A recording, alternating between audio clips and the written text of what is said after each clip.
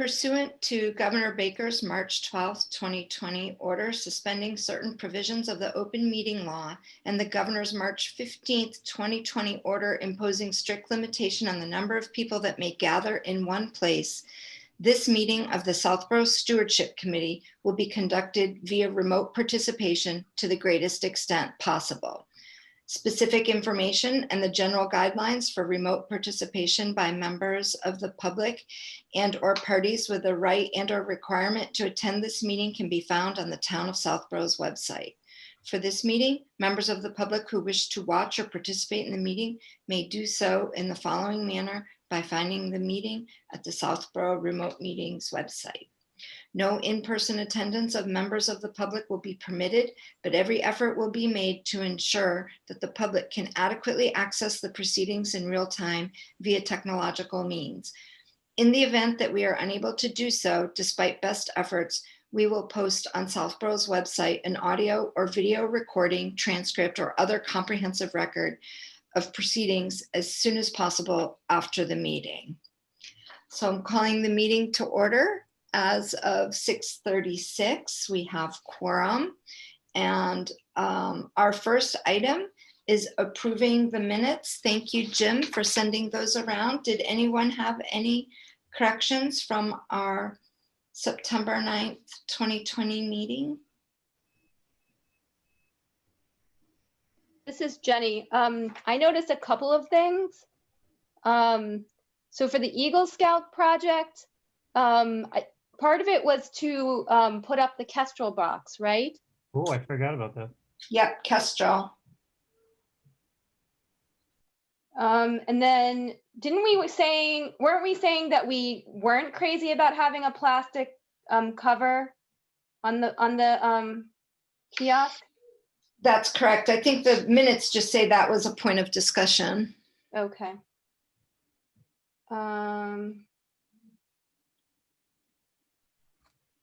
All right, that might have been all that I noticed.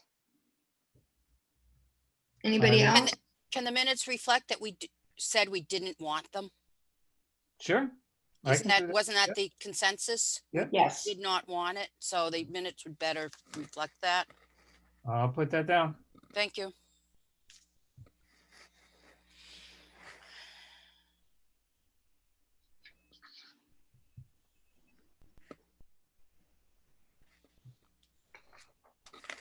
Anything else from anyone?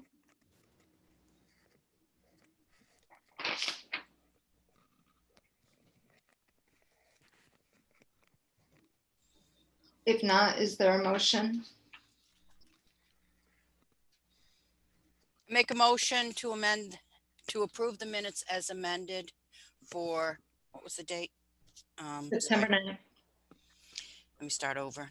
I make a motion to approve the September 9th, 2020 minutes as amended. I'll second. This is Jenny. I second the motion. Thank you, Jenny. I'll do the roll call. Jim? I approve. Jenny? I approve. Kat? Approve. Freddie? Approve. And I as well. The motion passes. Thank you. Can I ask a question, Joyce? Do Yes. we need to do a roll call for who's present, even though we just did roll call for minutes? Oh, I don't know. I can. So a roll call for who's here. Jim Gorse, Present. Jenny Pete, Present. Kat, Present. Freddie, Gillespie here. and Joyce Greenleaf. I'm here. Thank you. I haven't really done roll calls before, but that takes care of our first agenda item. Our second agenda item is the guided hike, which we can elevate our guest from the chat room to a panelist. Great. So I just allowed to talk. So I think, Catherine, do you want to do a sound check? I think I'm good. Oh, yes, Great. you are. Thank you. Welcome. Okay, So Are Who you wants to presenting? start? Freddie, do you want to do an intro or do you want one of us to? Yep, you go ahead. Okay. Catherine, do you want me to just do a little intro and we can?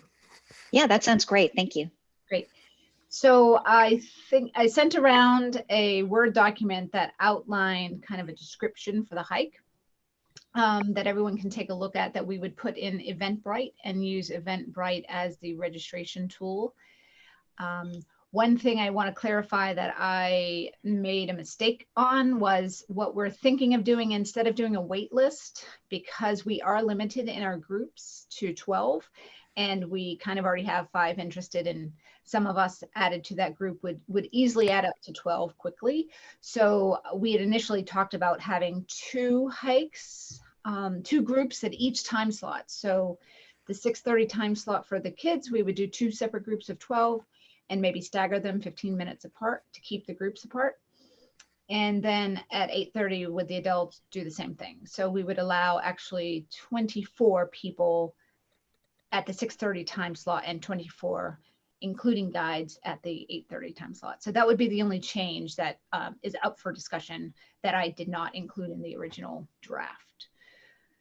And also I just circulated, which I don't expect anyone to have read, the waivers. So if part of the registration process, which I wanted to have live for everyone to test drive, but you saw my dilemma where we are so popular that I can't make it go live before, or we'll get all these registrations. So there are some COVID waivers that the town has, a COVID waiver that the town has for events that we modified for this purpose. And so during the registration process, someone who's interested in attending the hike would not only add their name, first name, last name, and their town, but they would agree to and acknowledge the COVID waiver where they waive liability to the group and the town, as well as acknowledge that they haven't had any recent symptoms. So that's 2 acknowledgements. And then the third question, which would be technically on guided hikes, you have folks also acknowledge waiving of just general liability if they fall, get hurt, or any of those things not related to COVID. So unfortunately, it does make the registration process a few questions more than we might want and a little more complicated, but hey, I didn't create this world. I'm just living in it. So someone would not be able to complete the registration process without ticking through each of those pieces of the thing you just, the waiver. Correct. And then as belt and suspenders, we also send a copy of the waiver along with their email confirmation. So oftentimes people say, well, I didn't read the waiver. I didn't see it. The box is too small. I didn't scroll through. So this is a double check system, a double, a way of just providing it in again so that they can't miss it. They can't say they didn't see it, or they could still say that, but we have a stronger case that we really tried to provide the information in multiple ways to ensure people were aware of things. So yeah, that's just a few clarifications. So I guess we'd like to, Catherine, do you want to add anything? Catherine's been really helpful, and Freddie too, on getting all of this prepared and reviewing drafts and stuff. I think the Eventbrite looks wonderful, Kat. Great. Well, thank you for all your feedback and help. This is Jenny. So I think the flyer looks really good. The only thing I was going to say was it said something about overflow parking nearby, and I assume you mean the community gardens parking lot. So I didn't know if you should. It might be good to say, just north. Yeah, just north on Breakneck Hill at the community gardens parking lot or something. Yeah. Can I jump in? I'm not sure why we would say overflow parking. We're going to have to monitor the parking, and if our parking lot fills up, we'll have to be there and tell people where to go, because I think otherwise it's just confusing. Yeah. Like, what if people start parking in the overflow? Like, they need to come there, check in, and then, because we don't know how many people will come in each car. And I thought we were going to need way more parking on Sunday than we ended up needing. Although a lot of people parked down on the trailhead parking and walked up. But I'm just questioning what the benefit of saying overflow parking is until can we write in the Evite, which I'm not that familiar with, can you ask, like, for the Native Pollinator Task Force event, we had people say each person had to register individually. Are we making people do that? And then they needed to say who they were coming with. Maybe, I mean, are they coming in a car, or Oh, maybe how many cars are you bringing? Is that? how many in your, each person? I know this makes it more complicated. Sorry, I hadn't thought of it before. How many Good. people are you coming with and how many cars? And then we can figure out and tell people, and we'll know that we won't have enough parking. And Okay. you can't decide who you're telling to go to overflow until they get there, because, you know, the last person in is, Yeah, that's smart. I like that. How many cars? So when people register, they have to register each person. So they can't just say, I'm bringing 3. We need names of each of the people. and waivers for each. But what about with children? It's going to have, so we could add language in the waiver that says if you're the adult, you're waiving for on behalf of your child. I think that's how waivers work with underage. But do the children each have to, does the parent have to submit a registration for each child? So how it works is it's one registration process, and I will go on as Catherine and I register me, and I have 3 children, and I have chosen 3 or 4 tickets. And so what Eventbrite will do is give you 4 options to add names and contact information as requested. So you have to choose the number of tickets. So you can't just be one person who shows up with 3 people. You actually have to purchase 4 tickets, not purchase, excuse me. You have to register for 4 tickets. So yeah. I'm sorry to drag this out. I hadn't thought of this before. Mhm. We made every individual register. You can't have one person register for 3 people. Each person has to sign the waiver. Each person has to say they're COVID free, right? So you can't sign up and buy 4 tickets or 3 tickets. When we've done that in the past, we find somebody will sign up for 4 tickets and maybe only 2 people come. Just because people think they're bringing their friends and they don't. So I'm just not sure how that works with kids. The way I've seen it on other Eventbrite events that have involved children is it really does seem pretty clear that you're, you know, that or at least the ones that I've seen that have allowed you to sign up children for events, it really is quite clear that it is, you know, you and your children and not, you know, your neighbor down the street. You know what I mean? So I think the onus is just on us to have that wording. Yeah. But then have another box that says how many in your party and how many cars. Yeah, I But like each that. person needs to register individually unless you are registering for your children, and however you're going to handle that on the Evite. Yeah, like maybe you can only sign up for people in your immediate family. Would that be? Each adult, I think, has to sign. Oh, each adult has to sign. I think. I mean, you guys get to decide this. I've never had to deal with this before, but you're signing a waiver, so I can't waive away my husband's stuff, can I? I'm thinking so it's a good point that you bring up. Can we make it so? Because can we make it so? Can we make it if you're registering multiple people in your party, by acknowledging this waiver, your party, the members of the party are waiving or acknowledging the waiver, and it's your responsibility to share the waiver with your party, and we make it really clear. Like, I don't know if that went to court, if we would stand up in court. So Can we also ask them when they arrive, are you registered, you know, a couple of days ago? Do you still feel good? Has anything changed that everybody has to do? So we have some checklist or something. I like Because, that. I mean, Yeah, it really is about. I was going to bring that up because, you know, typically I've been having to deal with this a lot with the schools, right? Like I have to fill out a form every single day. So like if they're signing up, you know, a week ahead of time or 2 weeks, you know, now 3 weeks ahead of time, then probably I don't know, they do need to do some kind of acknowledgement that day, maybe. Yeah, I like that. well, for simplicity's sake, I think it's just easier. All adults register individually and list who you're coming with. And if you're registering, but a parent or guardian can register for their child. Also, because I know this issue of parking has come up. So you're saying it's about a 40-minute hike and, or that's what's planned. Some people might want to stick around, right? I don't know, but Get out. well, No, they right. can't stick around. They really can't because we need those spaces freed up for the next. It's a guided walk altogether. Yeah, When in you're and done, out. you're out. And oh, actually, Catherine, I didn't think about this, and something you had said too, Freddie, is we should make it known that you can't walk on Breakneck Hill at night freely, right? And that's how we can put it in the context of that. Like, this is a special hike that we're allowing you with guides to go on this land, but never again will you do this without us, and you need to hurry up off after. So we can include some language that's clear on that. Do you think that addresses that?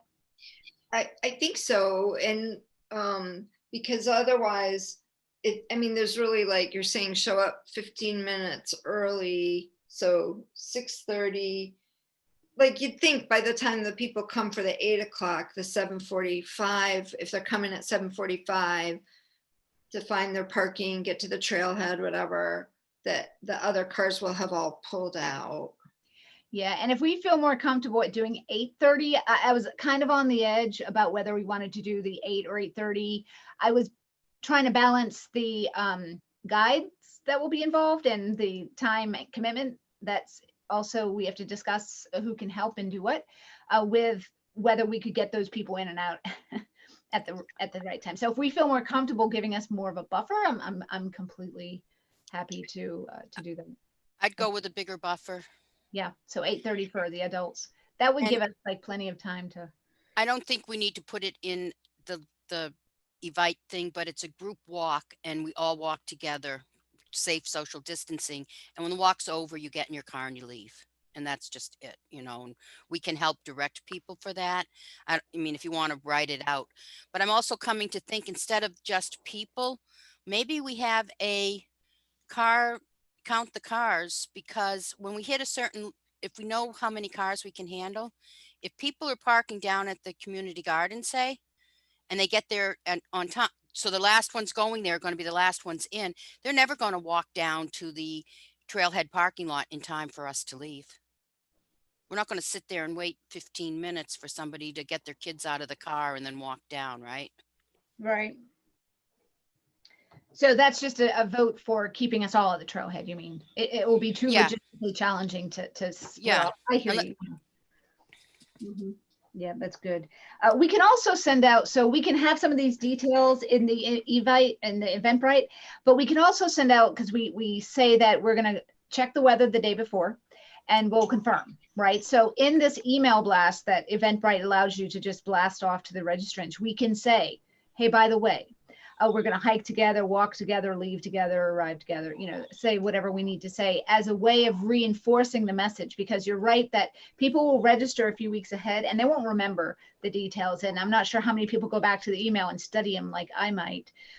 So that might be a good, reinforcing. And I might not.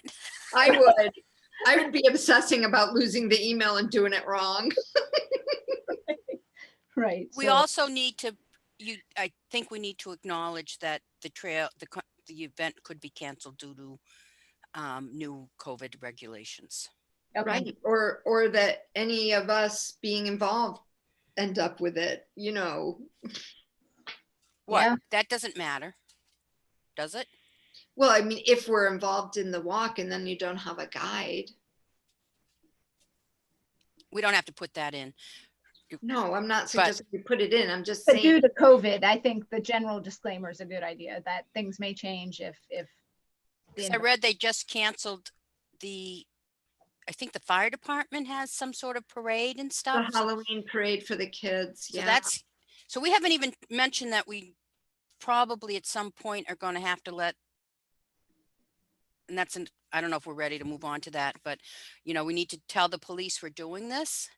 And at that point, I mean, I did do a check with a select person that they haven't come out with anything, you know, it was a under the radar question. There's no prohibitations. There's nothing prohibiting us from doing this now, Yeah. but you know, It's we- good. we Yeah. will want to follow up and make sure no one, says you can't.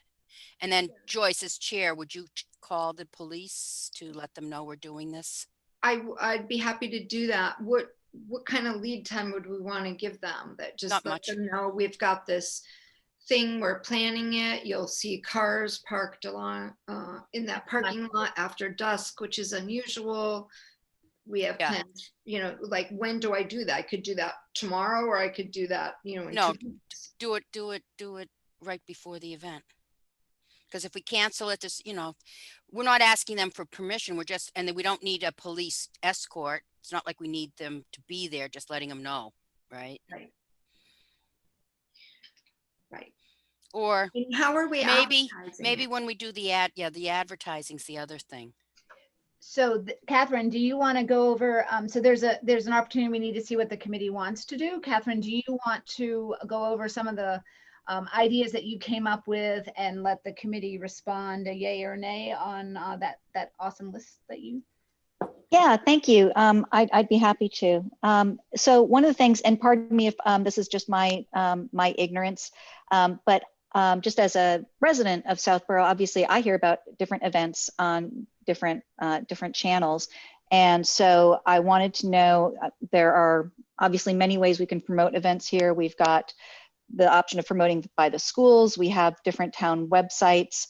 There's mysouthborough.com, Community Advocate. There's Southborough related Facebook groups. There's signage options. Does the Stewardship Committee have preferences for how you like to have events promoted? I feel like in the past we've largely used my Southborough. I've as used a- other events because the Recreation Commission sends out emails. We used to do it through the school backpacks because not everyone reads my Southborough. Right. The other question is when these things come out, because we're likely to be full up the first one that hits the airwaves. Oh, maybe we That's should. right. I don't want to end up where, like dozens and dozens of people try and get on, and then they end up with sour grapes because they couldn't, because of our limits. Though I think by and large, people, we're not the only ones living in the era of pandemic. People understand these rules because it's affecting lots of parts of everybody's lives. But it makes me think, do we want to advertise it in more than 1 or 2 places? Like maybe recreation in my Southborough would be enough and we would fill in. Could we sneak in the Trails Facebook page? I We think don't have a huge following. Recreation is far more popular than we are.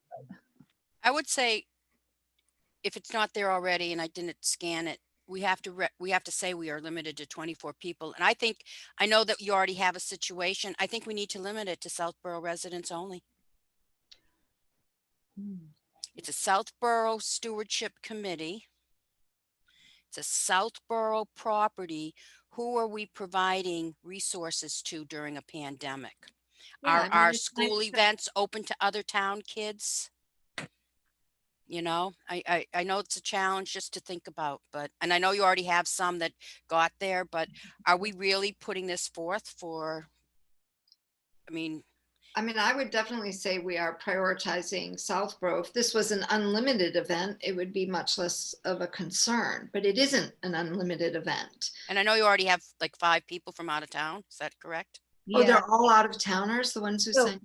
So Shrewsbury. Yeah, 3 of them are from Shrewsbury and 2 from Worcester, but the 2 from Worcester, when I reached out to them and say, oopsie, sorry, do you want to be, I need to confirm with the committee that you signed up early, but we're happy to honor and transfer your registration. They never got back to me, the second one. So I really only have 3 that have confirmed from Shrewsbury. Yeah. So I think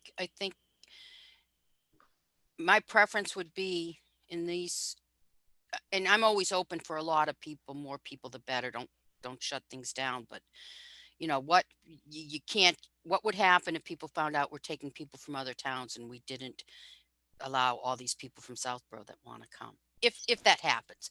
So it's going to be hard to police. I You think register, what town are you from? They don't get an acceptance if they're not from Southborough. I did So that. that logic, that I don't know that that logic exists in Eventbrite. I think that Eventbrite will accept the registration, but then we would have to Yep. call people back and say you've been unregistered. Well, I don't know. Eventbrite stop at 12. yeah, so Yes. you can max out the number of tickets, but I think if I look at it, you might be able to do it upon approval. Oh. Right, so they don't get a confirmation and it's by hand manual approval. Ah, okay. I think. Well, I don't could want to be- make it that big of a work timestamps? for you. Are, And I have some stuff coming up. are they timestamped so you would be able to accept then the first 12 for each group? If you just say from Southborough residents only, maybe the other people won't sign up. I don't know how these other people found it. SEO. Yeah, so search engine optimization for those. But yeah, so I read a little bit about that. Eventbrite pushes it out to the search engines. And so someone did a search of and found it through Eventbrite. Sometimes Eventbrite will promote other events on Eventbrite. So if you're on one Eventbrite, you might see others. You might sign up for alerts for everything trails in your area.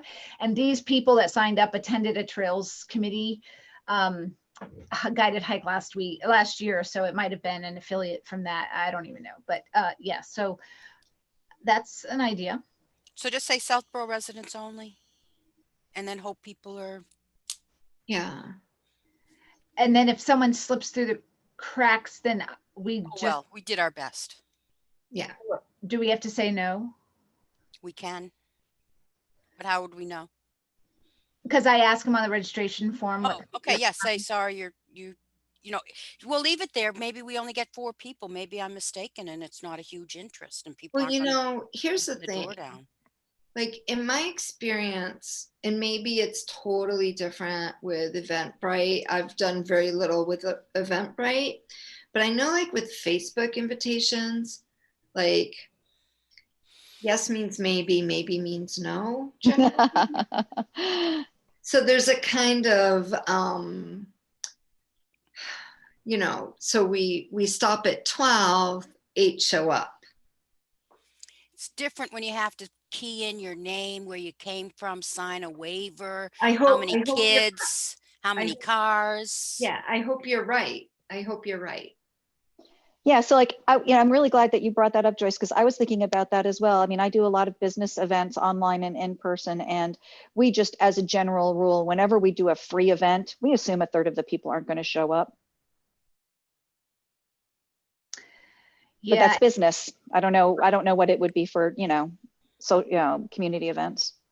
and I got a sense last year, and I only did 2, so I'm not an expert, but we did 2 guided hikes, and I think only 2 people out of the 35 or so that registered didn't show up. Everyone else did. Oh, But this is different. It's nighttime, and it's you never know. So I'm not advocating either way, but I found out from that experience that people are really interested in guided hikes in Southborough or in the area. They really, really want them. And I had no clue that it was going to be so popular. The whole Burroughs Loop hike was very popular. yeah. Was that it's during the like whole pandemic? full moon thing. No, that wasn't during the pandemic. So during the pandemic, you're going to have extra And- excitement. And people may get, I hate to say that, they may contract during the, and not be able to come and just not say anything. That's a real possibility, to your points, that people won't show up. Here's the thing, the putting the invitation out there, I always say it's the perception, not the reality. So what happens is people think we're doing something, we're showcasing the land. If we don't have a huge turnout, oh well, the people that come will have fun. We've done our best to provide something to the citizens of Southborough that that invest in this property, even not through us, but their taxes do pay for the money that goes to conservation that keeps the trails mowed. So it's giving some goodwill to the town for what we're doing. And who cares if nobody, I mean, I've had events where nobody showed up and it was okay because we got all sorry, and that was a long time ago. It was a different thing, but That's not going to like- happen. no, it wasn't this sort of a thing. It was like for community preservation. And we got all this rave reviews because everyone thought we had done all this great outreach. We had just nobody came to this particular. It was the first one I ever did. It was in the early 2000s. Wouldn't happen today, I'll tell you. But you know, there's value in the invitation. Yeah, so can I just share? So I like it, I'm completely fine adding Southborough residents only, please. Is there any other language that we want to include that lessens that blow a little if I'm not from Southborough, that just explains it? Or is it just, are we fine simply putting out there Southborough residents only? That's one part. Part two is, I just want to share this. I feel uncomfortable having to tell people, no, you're not from Southborough. It makes me feel uncomfortable to go into an event and know out of the gate that I'm going to have to reject some attendees. So I just want to share that. The Southborough Stewardship Committee, right, is hosting an event on the Southborough Breakneck Hill Conservation Land for Southborough residents. Okay. I don't think it's that, if you put the Southborough in a bunch of times, maybe. Yep. Yeah. Good. I don't think people in other towns expect other towns to come to their town events. Okay. If a town is having a town Halloween parade, they do not expect people from all over the region to show up. I don't think. Okay. So Could you I'm just say trying to something? think how to make it easy for you to reject people. You don't have to say why. You just say the registration was full. Registration was full. I mean, you can also just say due to COVID-19 restrictions, this event is for Southborough residents only. And then it's kind of like what you said, lessening the blow. Like we wouldn't be like exclusionist in normal times, but I like that. Thank you. I really do appreciate that. That's helpful. Yeah, it'd be great to, maybe we lessen our advertising avenues as a result of this conversation so that we're not reaching outside of our bounds, right? And so with, like, even my Southborough, do you think a lot of non-Southborough people, like, I just want to avoid having to say no. We'll be happy to be your no person. Will you? Point Okay. is, If PR. I will put to I will- volunteer to be the no person, then I will Great. volunteer. You send me the list of no's. I will take care of them gently and diplomatically. Oh, thank you. I appreciate it. I don't mean to show my true Nope. colors, but It's okay. I get it. I don't mind. I really, truly don't mind. Well, I Thank you. don't think we have to have I think we have a form letter, form email. And I wasn't planning on calling them. That's awesome. I don't think we should have to do that. We're not asking people for their phone numbers, are we? No, I said I don't think we should have to. I Oh. was being sarcastic. I also just want to point out though that even if we do end up advertising or promoting it on 2 or 3 channels and we end up with overwhelming interest, isn't that kind of a good thing? Because now we know that there's pent up demand for more events. Yeah. So I would say I would assume I already know there's demand, and this committee's not set up to be holding events. So we don't, we do what we do when we can, but our plate is full with this is like a one-off, I think, more than we always try to have like a bird walk. We've had butterfly, we do a nature-based events, but the Open Space Commission will do events. I think there's tons of demand because of COVID, but I don't know that, maybe we can partner with recreation. I've got some outreach there, but the Trails Committee certainly is doing walks, right? Well, we haven't this year for obvious reasons, but Yeah. yes, we want to get more involved. It's in that, clear yeah. what our workload is, and holding a lot of events is just not on our. Yeah. I haven't seen it. I could be overreaching here, but is anyone else besides me been dying to be holding walks and stuff for stewardship? No, We can't even do our work as it is. Yeah, I think we've had success when we've done like usually once in once every year, we'll do like a bird walk or some sort of guided nature walk type thing. And this is our first time with the night one that's less, I mean, I guess it's still about nature with a full moon and stuff, but you know, it's more Halloween-y. So I think it's exciting, but yeah, we have a lot of management on our plates. So, I mean, I'm excited about this event. I think it's a great idea, but I don't think the stewardship committee is set up to be the one to fulfill any huge demand for like some sort of regular frequency of walks. Yeah, I hear you. Okay, so back to advertising though. So should we just, what are we deciding on out of our list? Do we want to just That was a really long list. So can someone say the list again? Yeah, so I had schools, the town website, My Southborough, Community Advocate, the Southborough specific Facebook groups, and of course signage. For example, there's a bulletin board at the transfer station. There's a bulletin board in the library. Not the library's open right now, but. So if signage, you, I don't think we need to bother with. Yeah, I don't either. I was thinking like if you put it in My Southborough, the town website, and maybe like the Share and Care Facebook group, that would probably be plenty. Awesome.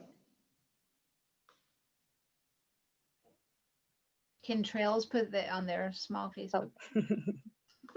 Yeah, I mean, you guys did such a beautiful job with the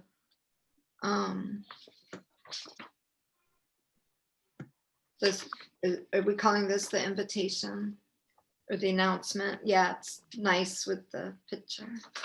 Okay. Okay, great. So that's that. And then the next question, I think, unless I'm missing something, Catherine and Freddie, please stop me, is who wants to help lead for hikes? And I'm available for 2. I can do a kids and an adult if that's helpful. And I think Catherine, you're available. Yeah, I'm happy to either do a tour or to be like the check-in person as people arrive and, you know, directing them, whichever spot I can be of best service. Great. Yeah, we will have to have like a kind of, you know, a registration. Who are you? Are you registered to help control any drop-ins that might happen? Just to ensure that they have pre-registered so that drop-ins aren't taking registrants' spot. Right. I can help. Great. I can certainly help. Great. Do I get to wear a costume? Yes. Yes. Costumes. I You might don't not have be in full garb. You don't have to wear a costume though. Yes, you do, Jim. Oh, I'm just kidding. I won a prize once for a costume, so you know, What was it? Ooh. it's hard to describe. It was To pretty. be clear, we have 5. So when are you, Freddie, counting? Yeah. So are people offering to be at both or at one? Because if you have 5 at both, now we're down to 19 participants at each event. Oh, I see what you're saying. So, right. right, So guides count as 1. You count. yeah. So I don't have to. I can just be a helper at the front and let someone else go on the hike as a way of dividing that up so people have. Or me, I can do that as well. You Yeah. still count. Oh, right, but I don't have to count every time, right? I'm saying I could count for one of the adult hikes, for example, and I can help check in. So I can hang around but not go on the hike. So I won't count as a hiker. Does that make sense? As long as you're 20 feet away from anybody else when there's a group there. Yep. I'll put my wings out. Freddie taught me that. Right, Freddie? Yeah. Stay away. Spread your wings. Yeah. Everyone put their arms. It's fun to see all the adults with their arms out. That gives you the sort of the 6 feet definition. I'll have a cape. Yeah, Dramatic. I don't know that anyone's going to be out there counting, but the only reason I had not thought of somebody staying in the parking lot, but what about people trying to come and, you know there's something happening and just think it's okay to walk at night? Oh, good point. So, So Kat, I think I should be in the parking lot being the bad guy because you're not going to want to say no. oh, I can So- say no when we're at the event. The month of October is going to be difficult for me, and I don't want it filled with no. I want it. Got it. I know that about me, and I'm just trying to set myself up for success. And I can say no when I have to, but I would prefer not to put on an event that means I'm going to have to say no 50% of the time. Yeah. So Jenny, what about you? I'm pretty sure we're set on trick or treating. That's And like what a if big the- thing in my family. So Yep. And what if the town doesn't allow trick or treating? are you going to arrange that, Freddie? No, I am not. I'm not encouraging that at all. Oh. I just want to Um, be sure as a steward that if you wanted to come, I'm For you. pretty sure. I'm pretty sure we're going to figure out some way of trick or treating. okay, so we're going to not worry about saving a space for a steward Right. to bring her children, Right. which is, you know, as a worker, that's a legitimate space. So that's great. I'll work with Catherine and get Freddie's input on suggested all the responsibilities, and we can work offline as long that's not deliberation if it's administration, right? And figure out who's going to do what. Right. You can deploy me in any way that you think is helpful. I had one comment on the language in the flyer. It Yes. said wear appropriate shoes. Yes. You need to be specific. Okay. Wear sturdy sneakers or boots. I mean, I've seen people come where I've said wear appropriate shoes. You may encounter poison ivy and they show up in, you know, flip-flops. Gotcha. Yeah, I always like to be specific. I just said that today. I stopped assuming people knew obvious a long time ago. So thank Yeah, you. so take out appropriate. And I'm just going to throw one more thing to make everyone's heads pop. If you do get overwhelming response and it shows there's a great desire for this, we could, if we could find a couple of guides and another check-in person, we could have simultaneous walk, parking at the community garden, and have another 24 people go in, and we could arrange the walk on a different loop schedule so that we don't go the same way. And you don't want the two groups passing on the trail at any time. And we could configure that Wow. in such a way. Now that is really making this a bigger event and more work, Kat and Catherine. But if there is that kind of pent up demand, you know, I always feel like if you're doing it, there's not that much more work to do it for more. But that's not true. But that's how I feel. What do you think of that? And that I'm not committed to this. I'm just throwing it out there. Yeah, and we could, if we chose to do that, and we could shoot later to do that. We could get a wait list, right? Eventbrite allows you to do a wait list, so we could have people sign up for the wait list, and we can make the decision to do that later if we wanted to commit to that. But the committee needs to decide tonight because we're not going to meet again to say, okay, that's why I'm throwing it out there. Right. I mean, Jim, what do you think about that? I think we have enough to do with the number of people we have. Okay. I think that's why I asked Jim, is because he knows the property the best at night, I would say.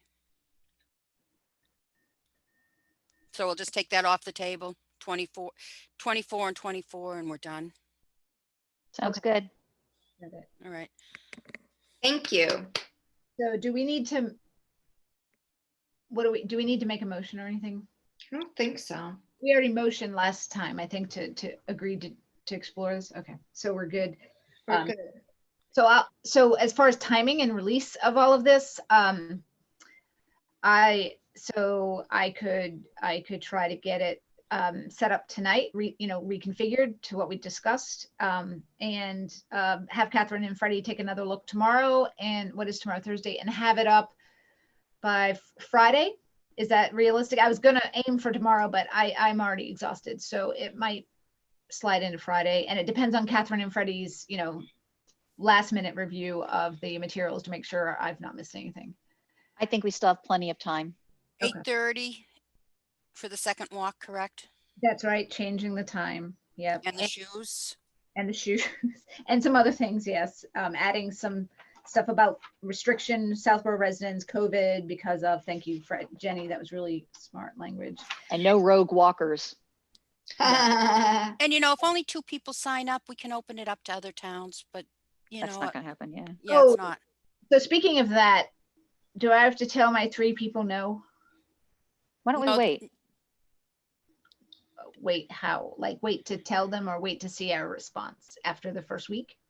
Yeah, I would. I mean, They personally. didn't see it. How did they find out? They're on your trails group? No, they were just smart little Googlers. They found it on Google.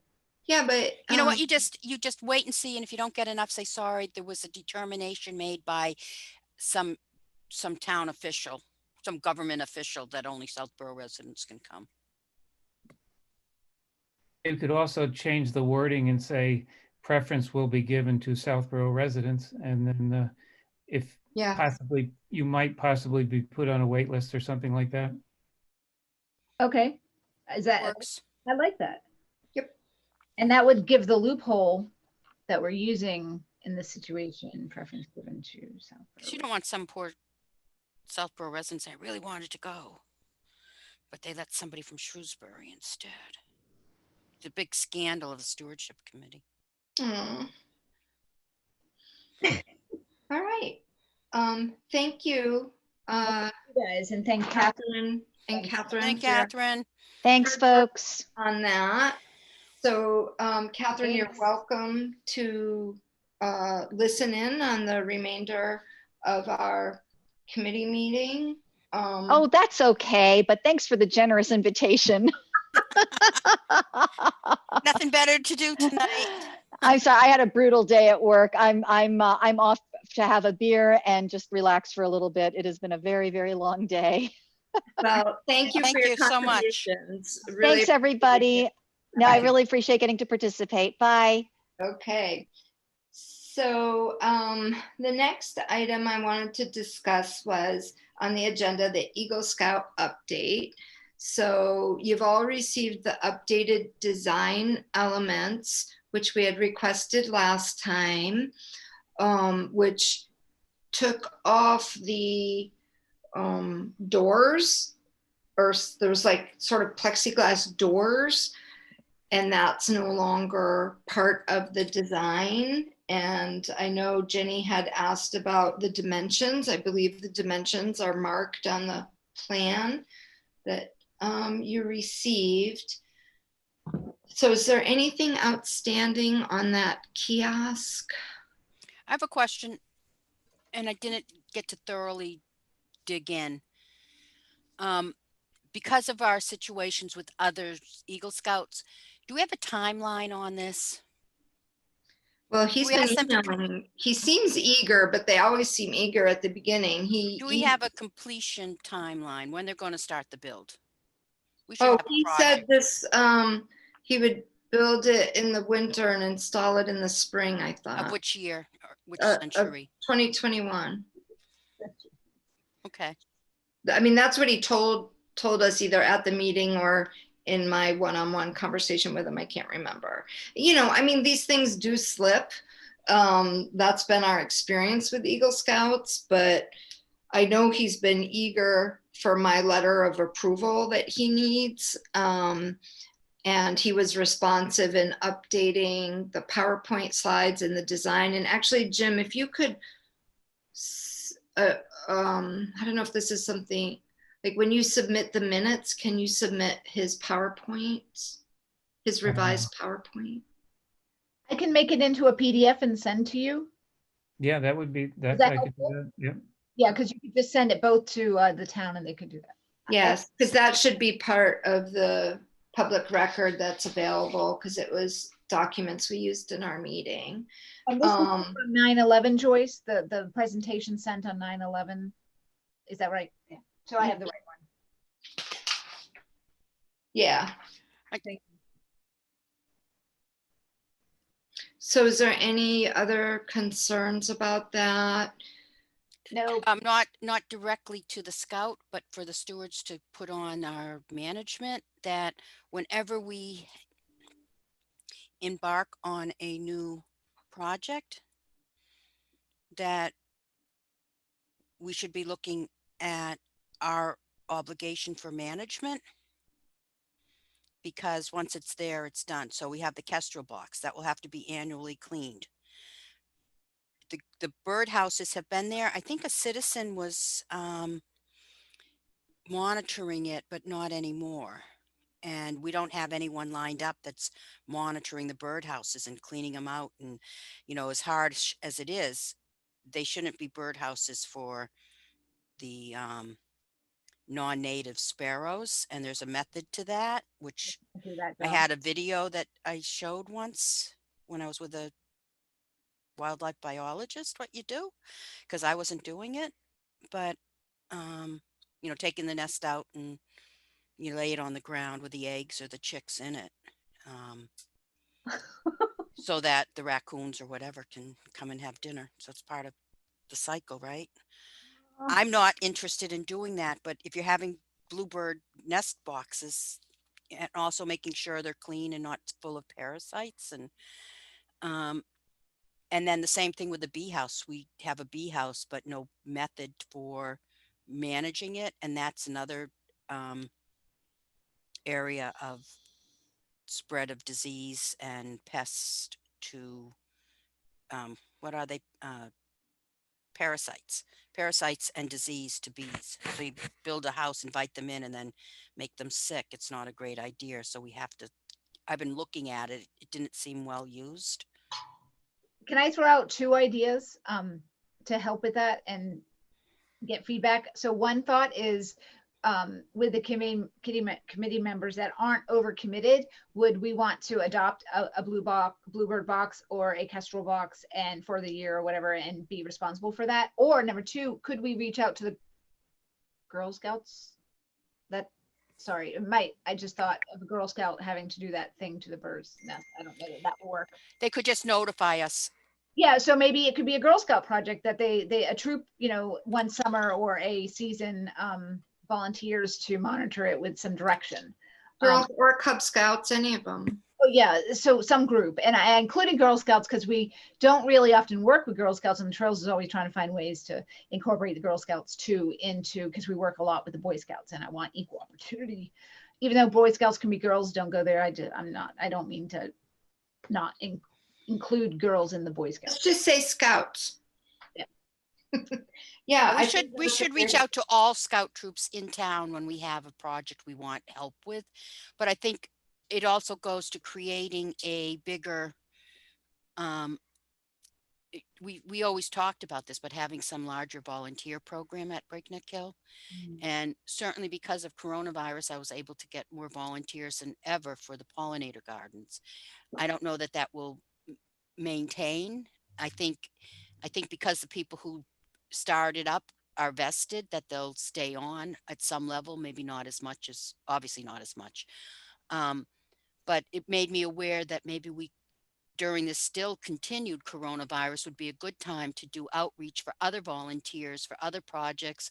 And that if we get them vested, that after the restrictions on doing other things goes away, that they might still make this a priority. Yeah. What about working, this again doesn't work during COVID, but working with or reaching out to the schools, the, Algonquin or any of those schools and, biology specific classes that where students are specifically interested in, well, they have to take it. So they might not just be interested in it, but, and reaching out to see if there's those types of resources that might be interested in learning about the property, learning about taking management of birdhouses and doing the hard work and stuff like that. So awesome. And also a big time commitment from the stewards. That's one of the problems with working with volunteers is some projects I've learned it was just like, if you want to get it done, just go do it because it's faster. But there's also the value, especially with Eagle Scouts, you know, there's a real value in working with them, and not just what we get, but the relationship building. And so it's a two-way street. It's like us giving back to the community, but we already are tapped out pretty heavy. So Yeah. finding that balance is a challenge, I think. It is, yeah. Who's going to be a volunteer organizer? I could help. Well, I Sure really, you can. never mind. I don't want to help now. No, I didn't mean it like that, but you know, how much trail work are you doing? Yeah. I don't mean it. That was Well, not, once we build this next trail, there are no more trails to build in Southborough. We're maxed out. We just got nothing left. So I'll have time. I mean, I'm kind of joking. I hope there's more trails, but there's a limited amount of trails that you can build once you. I think maybe to start, it could be just an outreach effort to more Scout troops. I mean, we've certainly done some outreach to Scout troops for Eagle Scout projects, but we could do a broader outreach. Yep. And it wouldn't, like, it doesn't have to be this minute, because all these bird boxes are going to be replaced. And so then it's the next, it's, you know, at the end of next season, the end of this season, the fledging season, once the new ones are up, that we would really have to implement for that particular thing. well, what I'm thinking is also maybe an adult buyer inner who monitors the volunteer effort. Is there Under a bird us. watching group in Southborough? No, we should have one though. So I'm going to do that in my spare time. Set that up with Catherine. That's Catherine K, not Catherine C, right? Yeah. Well, or just the, you know, the Adopt a Tree program, Yeah. you know, getting people out there with clippers. I mean, there's a lot. And I do feel that coronavirus gives us an opportunity with people looking for things to do more.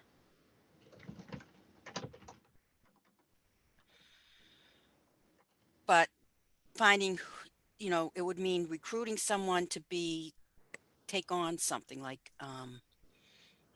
so maybe we just make it this simple. We have, when the bird houses go in, we have a townwide event, you know, like a grand opening. Here's the birdhouse, have some sort of outreach about why we have the bluebird houses and blah, blah, blah. So science education, and then saying we need people to help us monitor it after we do the outreach for the event. Yeah. I think I also queued it up on a list for a next meeting to maybe plan more specifics if we want to talk about more things around that volunteer effort. Yep. But I would like to make sure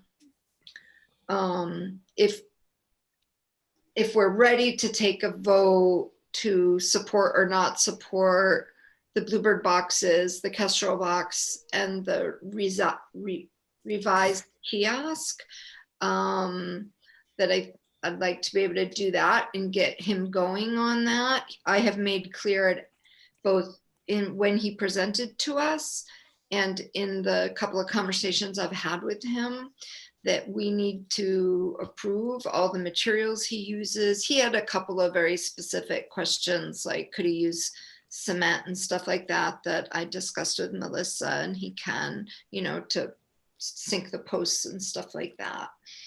And if we get him his approval letter, that is really, I guess, me recommending to Conservation Commission, like that we're recommending approval for this and telling him we approve.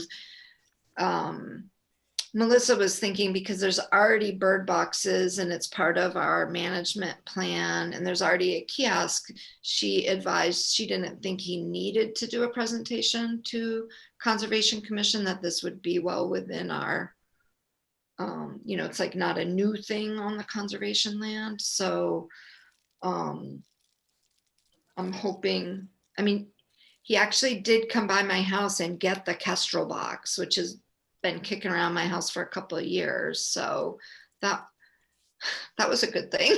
Do you know what grade he's in? I don't.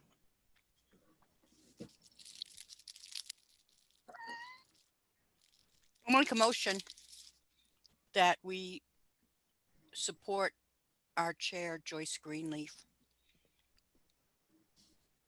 writing a support letter for this Eagle Scout project for Kestrel box, Bluebird boxes, and a kiosk. Do I have a second? A second. Kat, thank you for seconding. I'm going to do the roll call for the vote. Jenny P, I support it. Jim Gorse, I support it. Freddie Gillespie, I support. Kat McKee, Yes, I support.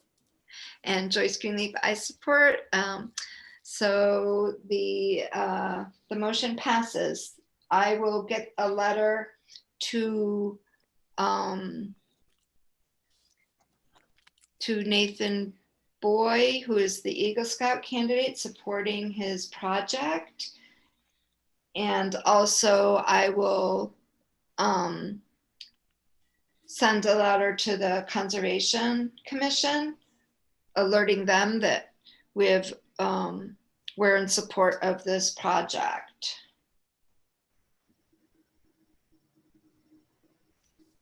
Thank you, Joyce. I don't think we're asking anything from conservation at this point. Would you all agree? Question for this Eagle Scout project, you know how they dress up in their little in their uniforms and go in front of the commission as part of their, does coming in front of us satisfy that for him? I would think. I think it does, but Yeah. make him use his uniform next time. Did he not have his uniform? I don't know. I'm kidding. It's always a nice thing when they do that, you know. I don't know. I feel patriotic or something. Yeah, he did a nice job. He did. Do we write that in the support letter? I can, thank him for his excellent presentation and his responsiveness to our questions that satisfied our concerns and blah, blah, blah. I could do a nice letter. I know you can. But I think we should just go the extra that, you know, it's not just the project, but he gave a good presentation and yeah. building his whatever it is that these build, your character. Yeah. Future astronaut. Yeah. Who knows? Okay. So next agenda item, town forest. Anything, Kat? So I was tasked, and I did not do those tasks for the town forest, which was signage for the ATV and naming contest or naming survey or whatever for the trails. I've been unable due to time constraints, one with the hike, but a few other things. So I have not done that, but I was thinking about it today, just doing, a quick survey, putting it out there just to see what we get with names that we come up with, like was suggested during the last meeting. So would the committee be open to me sending a draft survey? It's only going to be a few questions, however we frame it, to get, let people vote on what they think for names, let them choose from a bucket, and then the most popular ones are chosen for the trails. And so I can try to do that. It will be after next week. So if the committee still got over. Yeah, that's fine. There's what were the names? I mean, you had thrown out a good name, which Hazel, and some, you had some other other suggestions. So I was going to kind of go with that theme, Freddie. And obviously this is open to feedback, edits, and suggestions always. So whatever we put it out. Before we put it out, Okay. yes. So I'm going to circulate it to you guys, and you get to say everything that you want in there, and then I'm going to include all of that, and then we'll post it. So so you'll have you'll have a good opportunity to. The only constraint would be that like Witch Hazel Lane would be, or whatever, you know, Witch Hazel Way would be where the witch hazel are, and another area, you know, another name would be where that you know, glowing rock, where I had my spiritual moment there. Um, you know, it wouldn't be in the vernal pool. So I'm just thinking that, you know, the top contenders could all be for the same area, and that could be problematic. If that makes sense. Do we know how many trails there are, Catherine? Are you frozen out? I think Catherine's frozen. There she Oh, goes. She'll come back. Do we have a quorum? we have a quorum and we have 4, so yeah. So I'm just thinking, She had lost power, so is she didn't she gone? say she had lost power? Well, Catherine.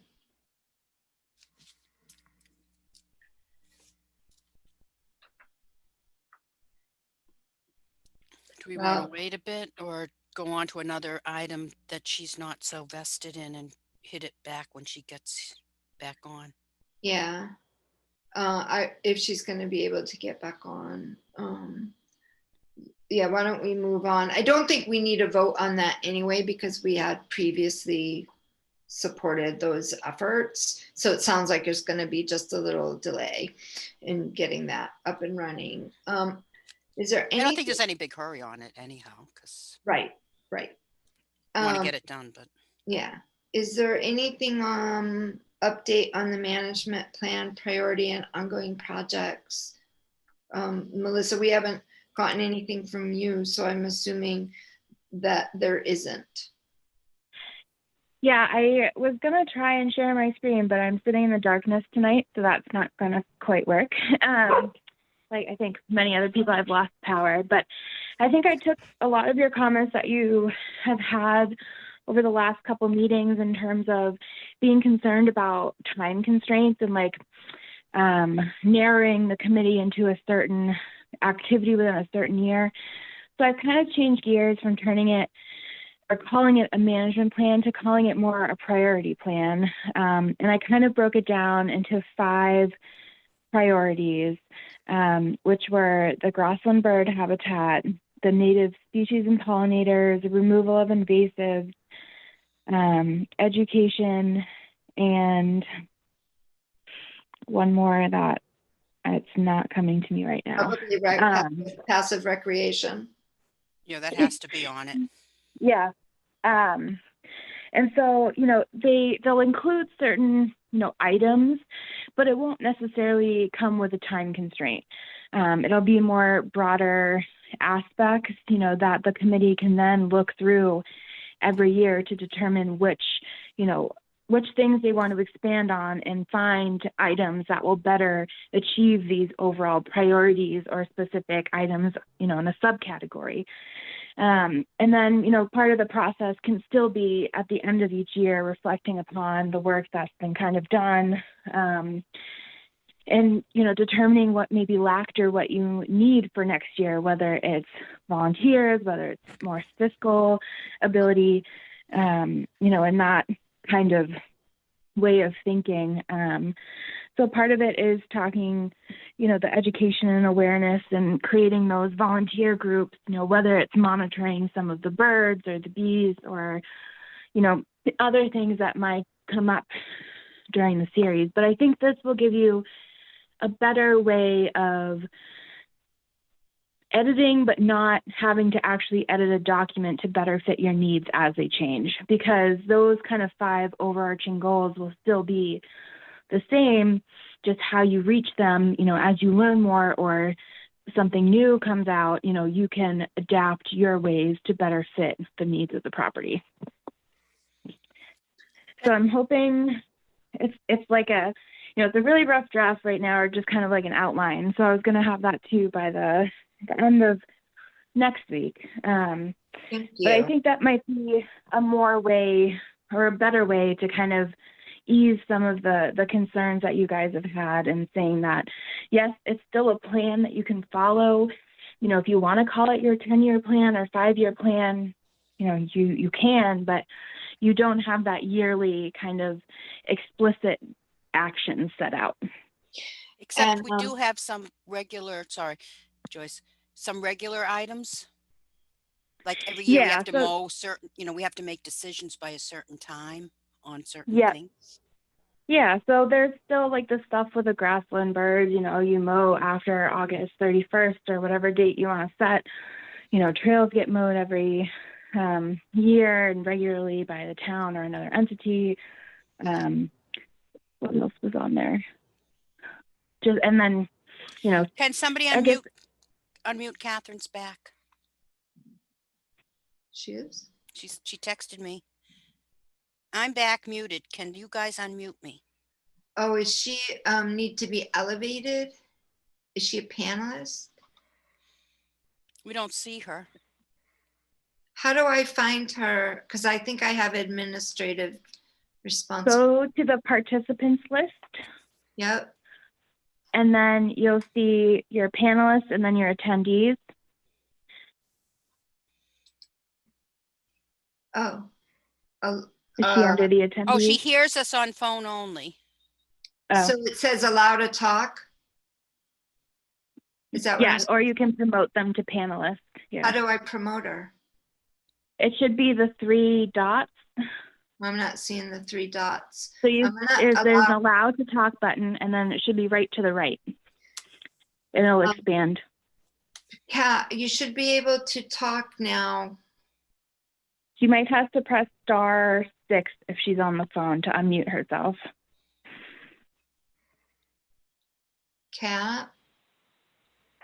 Thank you. I didn't know about the *6. You can hear me now? Yes, We we hear you now. can. Welcome back. Yay! So sorry, we lost power, but my husband just put the generator on, so I'll be back on the computer eventually. Sorry. No, Continue. we presumed it was something like that. So thank you. We're just here. We'll circle back to Town Forest in a second, if that's all right. We're Please. just hearing from Melissa that she's got a draft of a priority plan for us. We'll probably have it around the end of next week, around the 16th, and she's incorporating some flexibility, but also the stuff that we do routinely, such as mow after August 1st for the grasslands, etc. Great, thank you. Was there any, Freddie, did you have more discussion on that? No, just it would be nice, even within all the different sections where things are laid out, if we had a list of what we have our standard annual tasks and when they should be done, so that it Yeah, keeps us on that'll be task. part of it, definitely. Okay, that's just like a, Yep. I don't want to call it a cheat sheet, but like by such and such a day to mow, and by such and such a date Yeah. another. Yeah, absolutely. So it's got kind of like the high priority when you don't have a specific action yet to complete, but you know, it's kind of one of the things that you guys have been talking about to do. But then the things that you obviously do every year will be there, and you know, if they don't change, then they don't change. So that's nice. Thank you, Melissa. And so if we get that as a draft for the around the 16th, which is the end of next week, we can queue that up for a bigger portion of our next discussion. And we appreciate that you've been incorporating the things that we've been raising in our meetings and how you've approached it. Yeah, okay, of course. circle back to Town Forest, and it sounds like when we lost you, Kat, that Is she still here? I don't know, I don't think so. Oh, we lost her again. Shoot. All right, well, we'll just have to, I'm watching to see if she pops up again in the participant list. Okay, updates on mowing. She's trying again. Okay, mowing. So I know that We had Twin Pines in.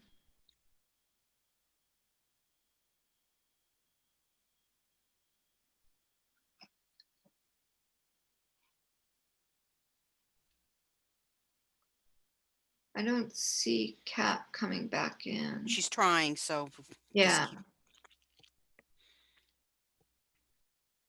Oh, is that her?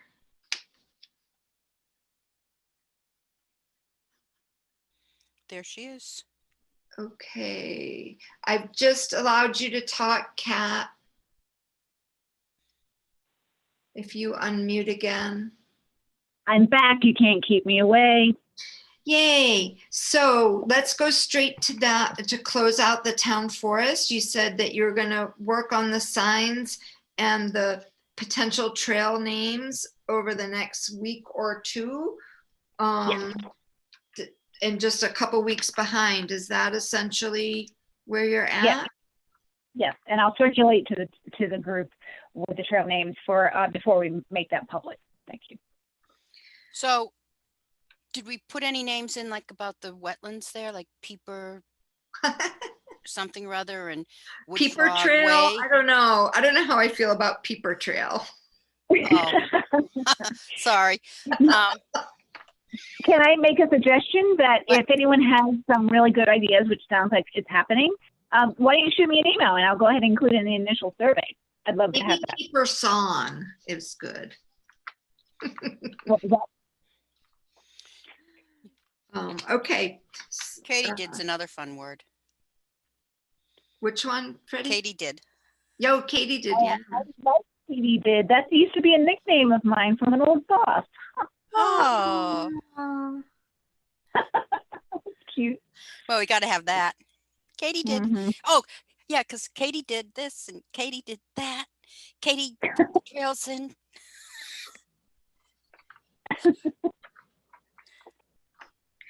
All right. So anybody should get their ideas to Kat, but no reply all. And just as information, and then she'll be able to proceed. Thank you. Another question before we leave trails.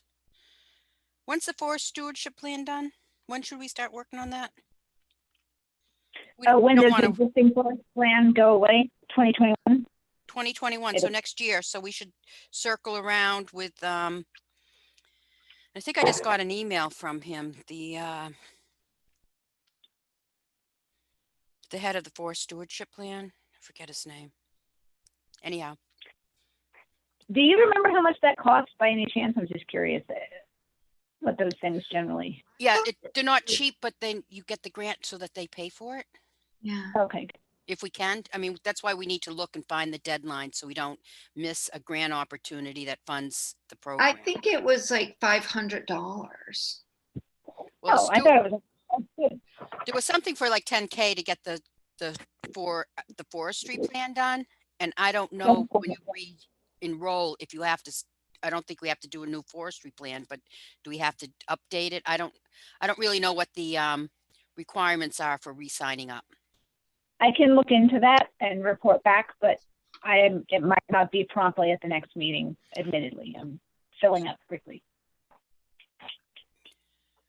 but I'm happy to take that up. And don't forget all those volunteers you're organizing for me. Yeah, right.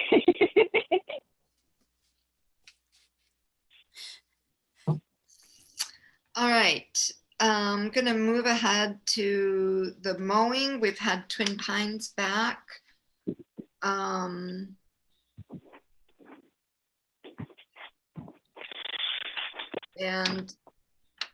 I don't think, have they done, I didn't get up to the BCD area. Did they do that, Freddie? Yeah, so I don't know if everyone, was it at our last meeting when, did we know at that time that DPW will continue to mow the trails, but not the fields? Yes, Has it been that's announced? in our, yeah. Minutes? Okay. Yeah. So You know, I have to double check. They did BCD, but I don't know if he did. I think I told him not to do, and that is another conversation. I don't think he did the south pasture beyond the trail, which we had previously talked about incorporating into the grassland. Who's speaking? I'm sorry, there was a background noise on my part. I apologize. Oh. So you know where the trail abutting the south pasture is? Yeah. That we're going to be incorporating into the grasslands? Yeah. By right, that would have been mowed now. Oh, it didn't get mowed. It didn't. It has a nice patch of milkweed in it. Oh. And did I say this at the last meeting? I'm sorry if I did. So I had a walk with Marianne Pichet from Mass Wildlife, and she indicated that the milkweed was not a detriment to the grassland because it was unlikely, given the trail right there, that the grassland birds would nest in that area. However, it would give the visual of the overall, you know, it'd be in addition to the grasslands, managing it, like getting the trees out, some of the trees, but we didn't have to mow it. And the reason for mowing after August 1st is to reduce the woodies and things like milkweed. And she thought that was a valuable resource to keep. Okay. Because you know how we're mowing August 1st to get rid of the grasslands was all milkweed and other stuff. And this year is a lot of goldenrod. That's concerning. That's because last year we didn't mow it. It's always a reaction. But if we're talking about mowing, we still have the rest of the property to mow later season. Right. And what has occurred, because we've been doing our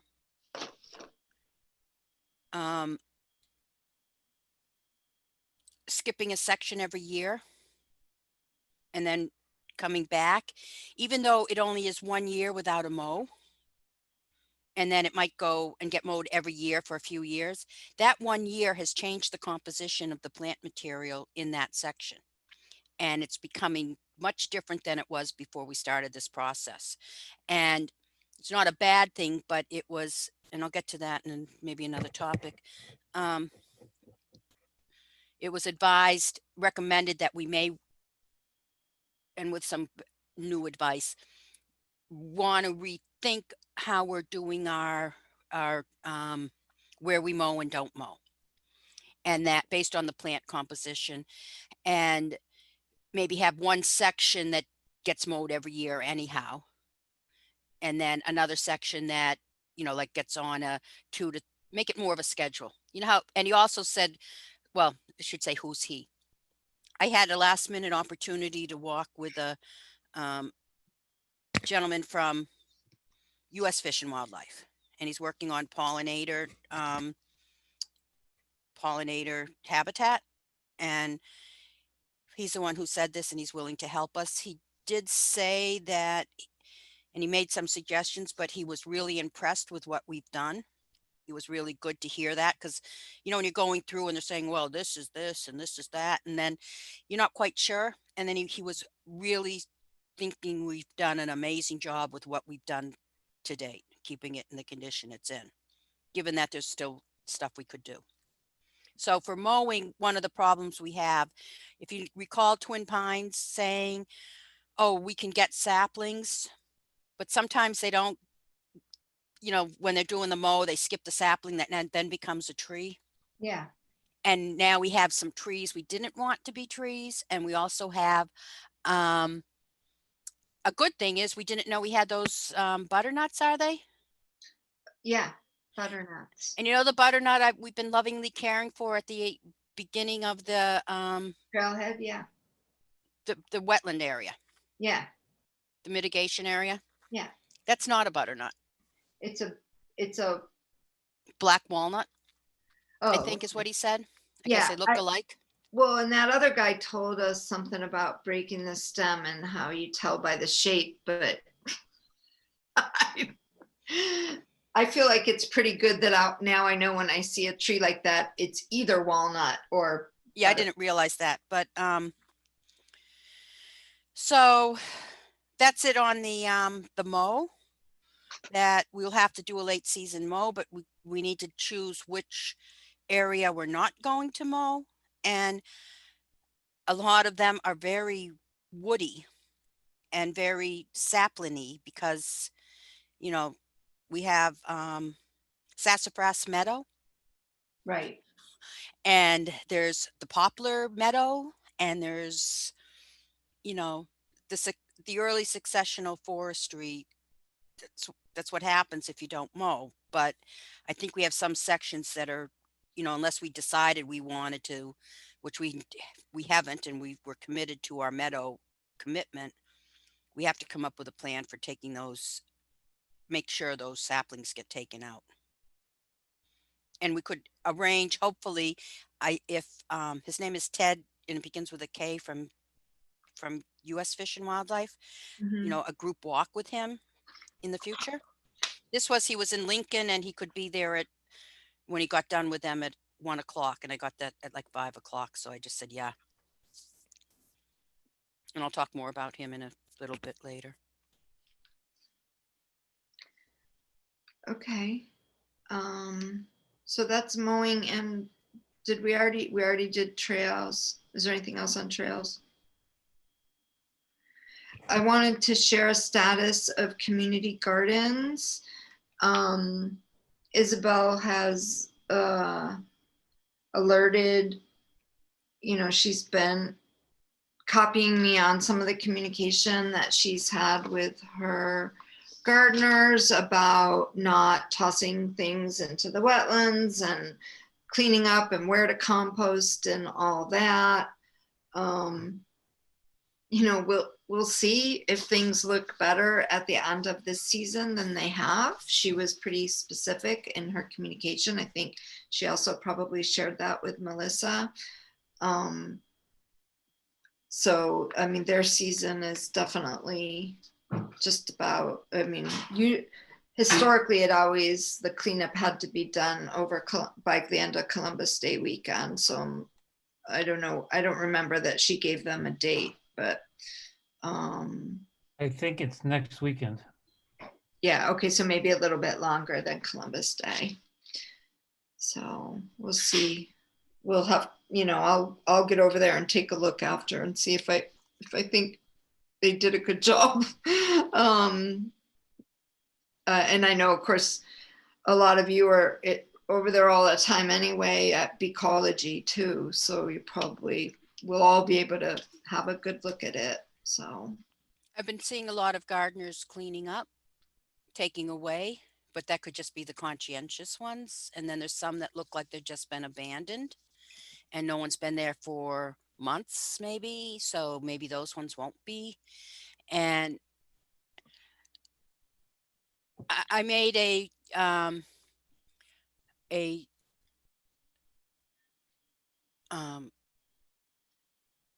immediate decision, whatever, when we were cleaning up for our event last Sunday. And yeah. I put stuff up towards the shed and, didn't have permission. So I need to check in with her. It was just, where are we going to put it? It was all the stuff that we use all the time. A lot of it will come back to the garden, but, it's the ongoing question. Where's our stuff? And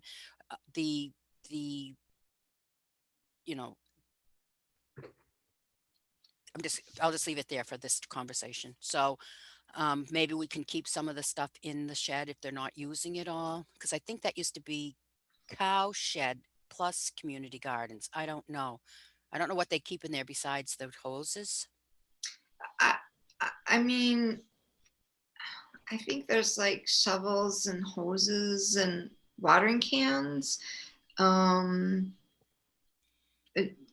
So I guess I don't think there would be any problem. I don't know that the cow fund really used the shed, not to my memory. Why did they build such a big shed?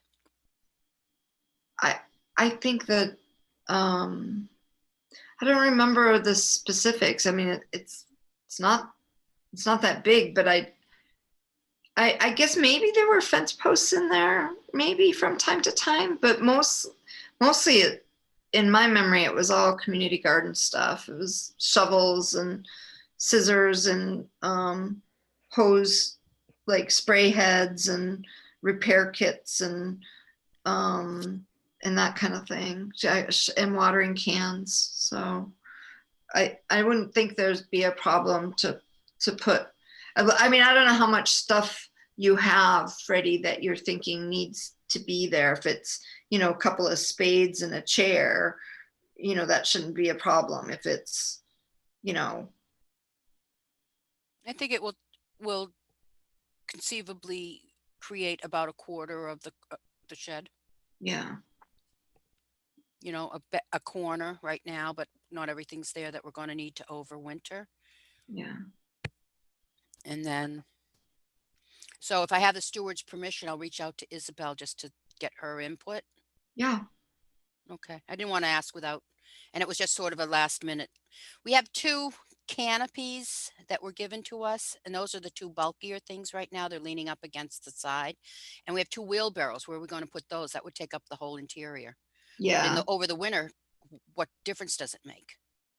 We can Right. keep them out until it's wintertime. Right. And we can't hear you, Catherine. I forgot about that. Do the wheelbarrows need to go in to avoid rusting? Is that the idea? Yeah, I think. And the hoses, of course, and we have sprinkler materials, and we have a couple of chairs, and we have maybe they can, whatever, I think the umbrella stands can stay out, but the 2 canopies, we didn't use them, but I think we could have, and they also are potential for us or another town entity to use for an event if we ever did an event again. That's good. Yeah. Is that the one with it's got the arm like this? No, we threw that out. Okay. Not threw it out, but that went to the transfer station. It just never worked. It takes 2 people to upload it, but Yeah. Catherine did bring by and she lent it to us kindly for the event. Like a table umbrella. Oh, nice. And it was just enough shade, but we couldn't, you can't have everyone crowding under it, but 1 or 2 people did stand there and you got a little relief to get out of the sun for a minute. Yeah. On Sunday. Yeah, it makes a huge difference. I would say if we end up using the shed for some portion of that, we might want to somehow label things pretty clearly. I don't know how you label something like that, but BC, Ecology Garden, or BG. Yeah. Yeah. I've got a label, or we could label it. I'd be happy. Well, I think it's more like everything's in a corner and we just put a rope around it and say, stay Yeah. stewards, not even be, whatever. I think we can come up with it. Yeah. Okay. All right. Ecology Garden. Oh, well, first of all, great success with the event at Ecology and the Pollinator Gardens through the regional pollinator. I forget the name of the group, Freddie. The Metro West Conservation Alliance. The Native Metro West Pollinator Conservation Task Alliance. Force. There was, whatever the maximum people were allowed for an outdoor thing, I think we're at that event on Sunday. Nice. Congratulations. Yeah, and it was such a beautiful day. It was gorgeous. So, in case there are people watching or listening, I have no idea what we're talking about. The Native Pollinator Task Force of the Metro West Conservation Alliance is trying to spread the message and the work that we've been accomplishing in Southborough, and there's a sister group in Lincoln doing similar work to the 36 communities in our region. And so this was an event to showcase what we've done and why we're doing it and share the message to other communities, because just like you can't save a bee in one town. You know, they don't know town boundaries. And if they collapse in all the other towns, eventually they'll collapse here.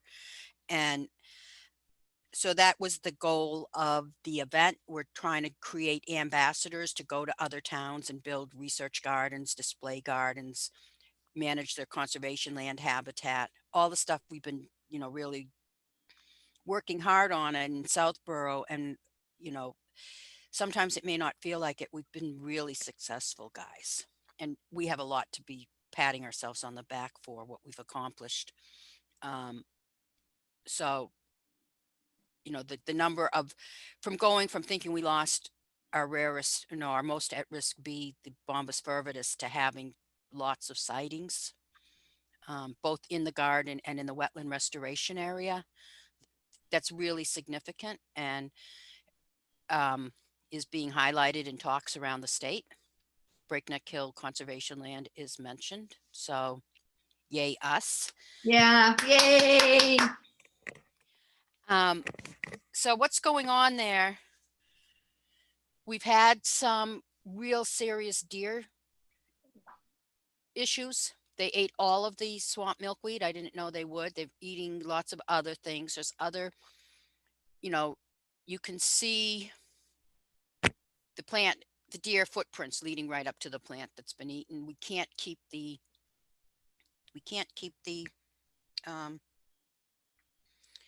blueberries.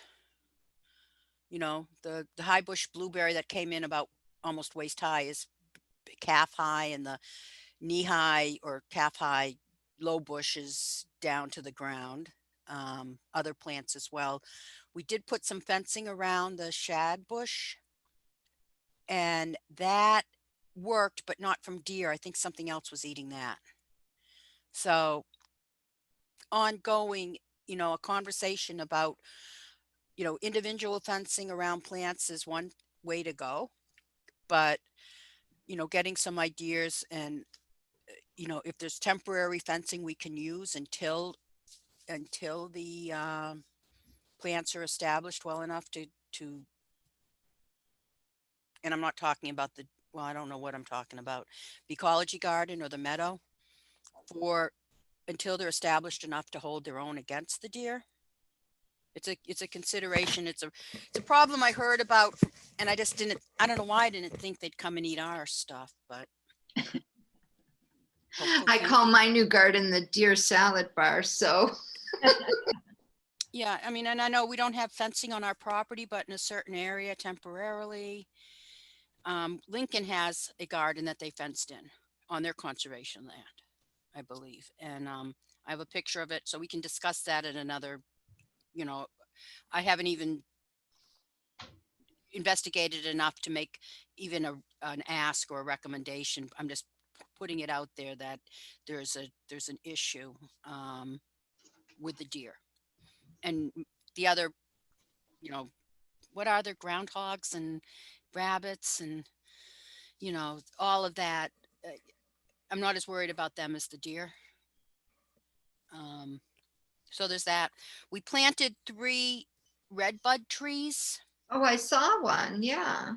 So hopefully they'll make it. And I put 2 because there was no other place where I thought we could put them.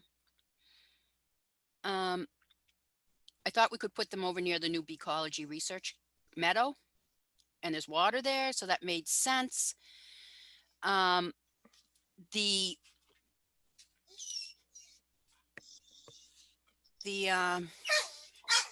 Harley, please not now.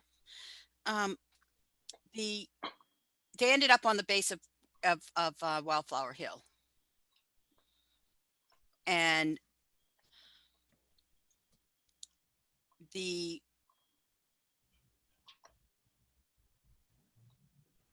know, I think it could satisfy some of the what we had talked about, where we're taking down some of the apple trees.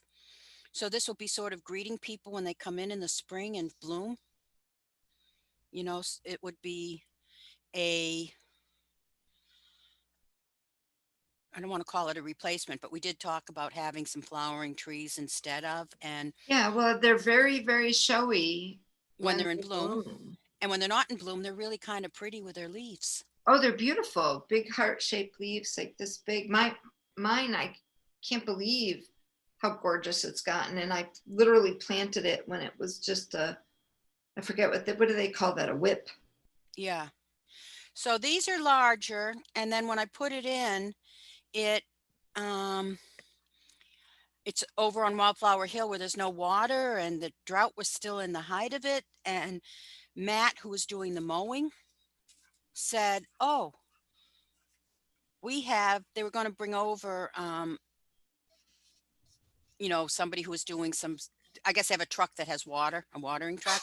And he goes, Harley, come here. I've got a dog that's freaking out.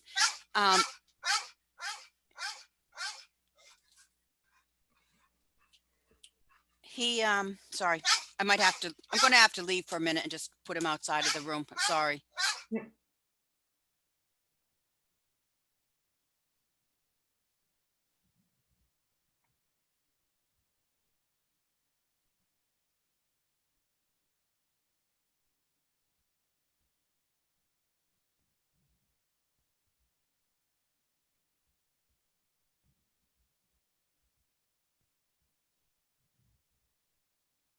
Kat, did your power come back or are you on generator?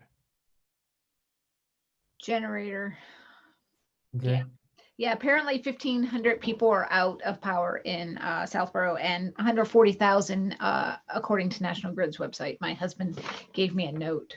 He sent me a love note during the meeting. Don't Yep. tell. Yeah. Yeah. My laptop is down to what? You Well, don't have laptop's yours down to back, Jim, 90%. right? What's that? You don't have yours back.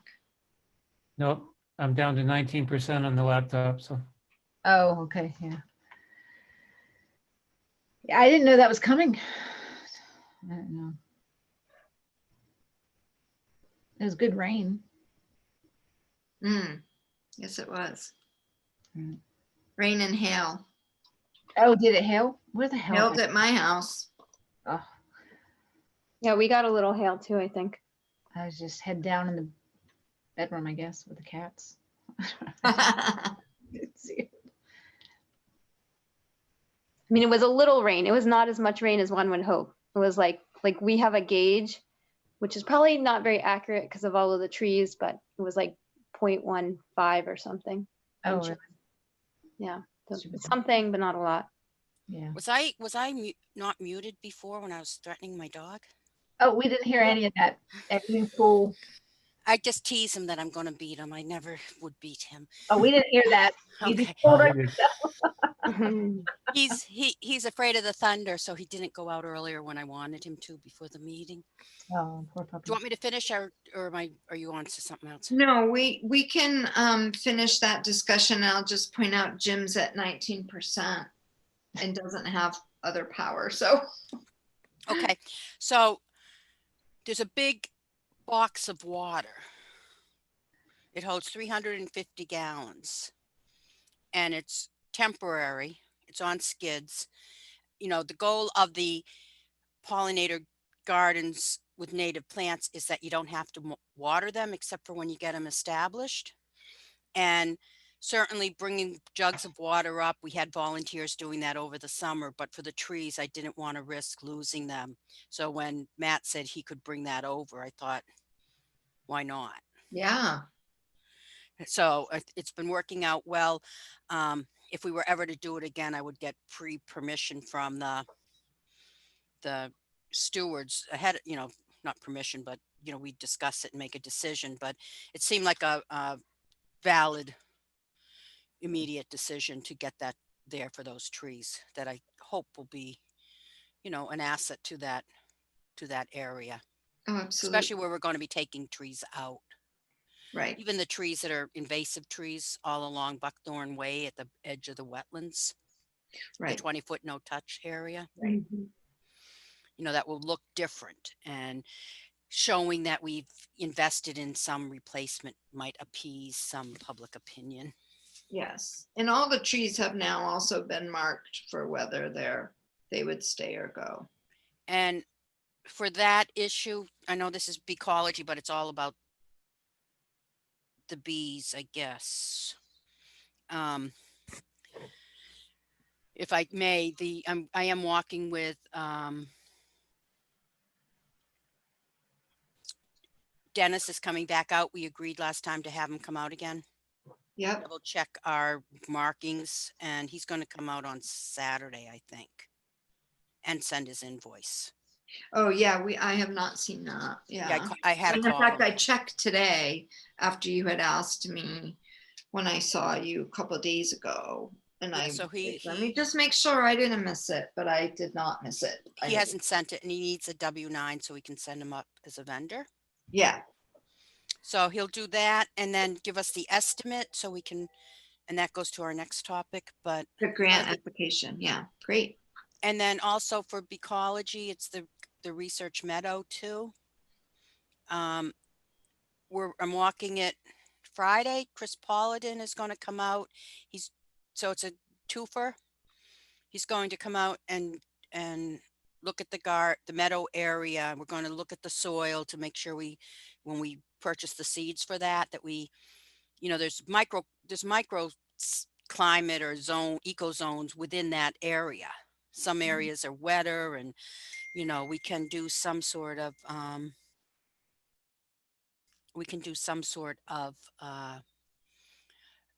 seeding different seeds in little sections, which would make for a better planting. Freddie, what time is he coming? I'm still waiting to find out. Okay. But so we're also doing a full property walk. And this goes to the next topic, which is grants. Yay. Because do you want me to just go to that top? Yeah. Go to that? Okay. Yep. So we still have the opportunity to apply once again for the the Mass Wildlife Habitat Grant. And Marianne had updated our plan somewhat. It's the same grant we've been talking about for, I think, 3 seasons. And there's nothing new to approve if we submit it, but it is the invasive tree work. I think that's mostly all that it is. Yeah, it was a lot of tree work and invasives, and I thought the orchardist that would become. Yeah, so the orchardist is tree work, so it comes, right. It all comes under it, but to put the grant together, you need to have quotes, and that's what held us up last year. Yeah, but we're getting that quote from the orchardist, right? That's what Saturday's walk is about. Well, I was getting a little panicky. We're getting a quote from Chris Friday. I mean, so to get people out is more work than one would think. So if Chris to come and do the quote for us, and not just come, but actually write up a quote, and I'm going to start hounding Twin Pines for one. But the good news maybe is if this gentleman, Ted, from U.S. Fish and Wildlife, because he's not Mass Wildlife, he can help with some of the grant information. It wasn't clear how much help he can be, but this is what he told me. He's and they're for pollinators, but not at the specific level of what Dr. Giguere is doing with us. So I don't quite understand, but more general land management for pollinators maybe. And he can help with resources, finding us partners, finding us money, or doing the work himself with stuff he has available. I'm not quite sure. He wasn't really specific, more a broad brush conversation. I'm hoping if I send him Marianne's draft application she did for us before the cone of silence descended, that he can help fill in some of the blanks. Yeah. And it comes to, this might be under other business, but so the goal is to get this application in by the 15th. And it's the same application you saw before. And right. And I think what we have to write up is the partner part. There's still some parts that will have to be written up. So I'm not expecting anyone at the last minute to jump in, but to review it before the 15th. Yep. And now we can say we're partnering with the U.S. Fish and Wildlife, which, you know, is certainly not a bad thing. And that's the one that isn't scheduled, that walk? What walk? Oh, I'm sorry. So Chris is Friday, Dennis is Saturday, Yep. but not the guy from Fish and Wildlife. That happened last week. Okay, that was last week. Sorry. He I was- got mixed. So and I found out about him, and this is also worth mentioning why this relationship of the Partnership for the Native Pollinator Task Force, MCA. I found out about him through Lincoln's work. Somehow they had been connected with him. I didn't know there was a free help from the U.S. Fish and Wildlife, that they had this new pollinator initiative going on. So because, you know, I'm working with them on our task force, I found out about it, and he was in Lincoln. So he came over to Southborough that, you know, the same day. Yeah, So that's wonderful. And Freddie, if you do get Chris pinned down to a time on Friday, I might be able to join you. I will don't- let you know as soon as I find out. Yeah, I can't promise right now because I'm just not sure about my Friday schedule, but I don't think I can do Saturday. I think it's at noon, but I was also thinking, I know this sounds awful. I might switch it to Sunday because Saturday's going to be a nice day. I haven't taken a day off at Breakneck Hill since like, Yeah. Well, you're allowed what to- comes before May and April?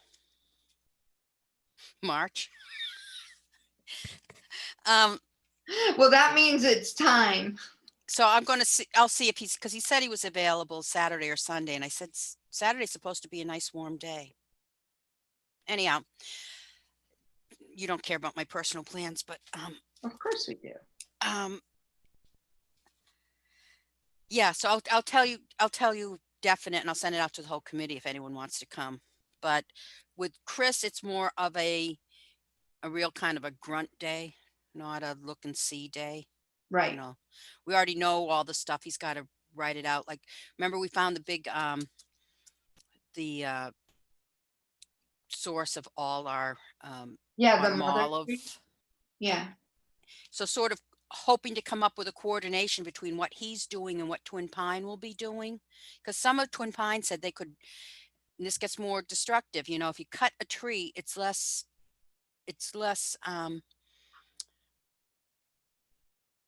aggressive than ripping a tree out. Soil disturbance, right? Yeah. So Chris had said, oh, they could just come and pull all the trees out. And I'm thinking, well, don't we want to cut and paint? This is for the larger buckthorns.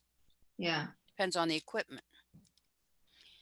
And then I think you put the grant in, see if we get it. And if for some reason we find another resource from Ted to do stuff, it doesn't hurt if we don't spend all the money because we do the work in a different way.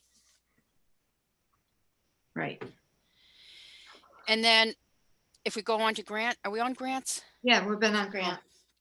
So the Ted came when he was driving over. He says, we're on our way. And I'm going, who's we? He didn't tell me about any we. It was a burn boss. Now, we talked about burning before.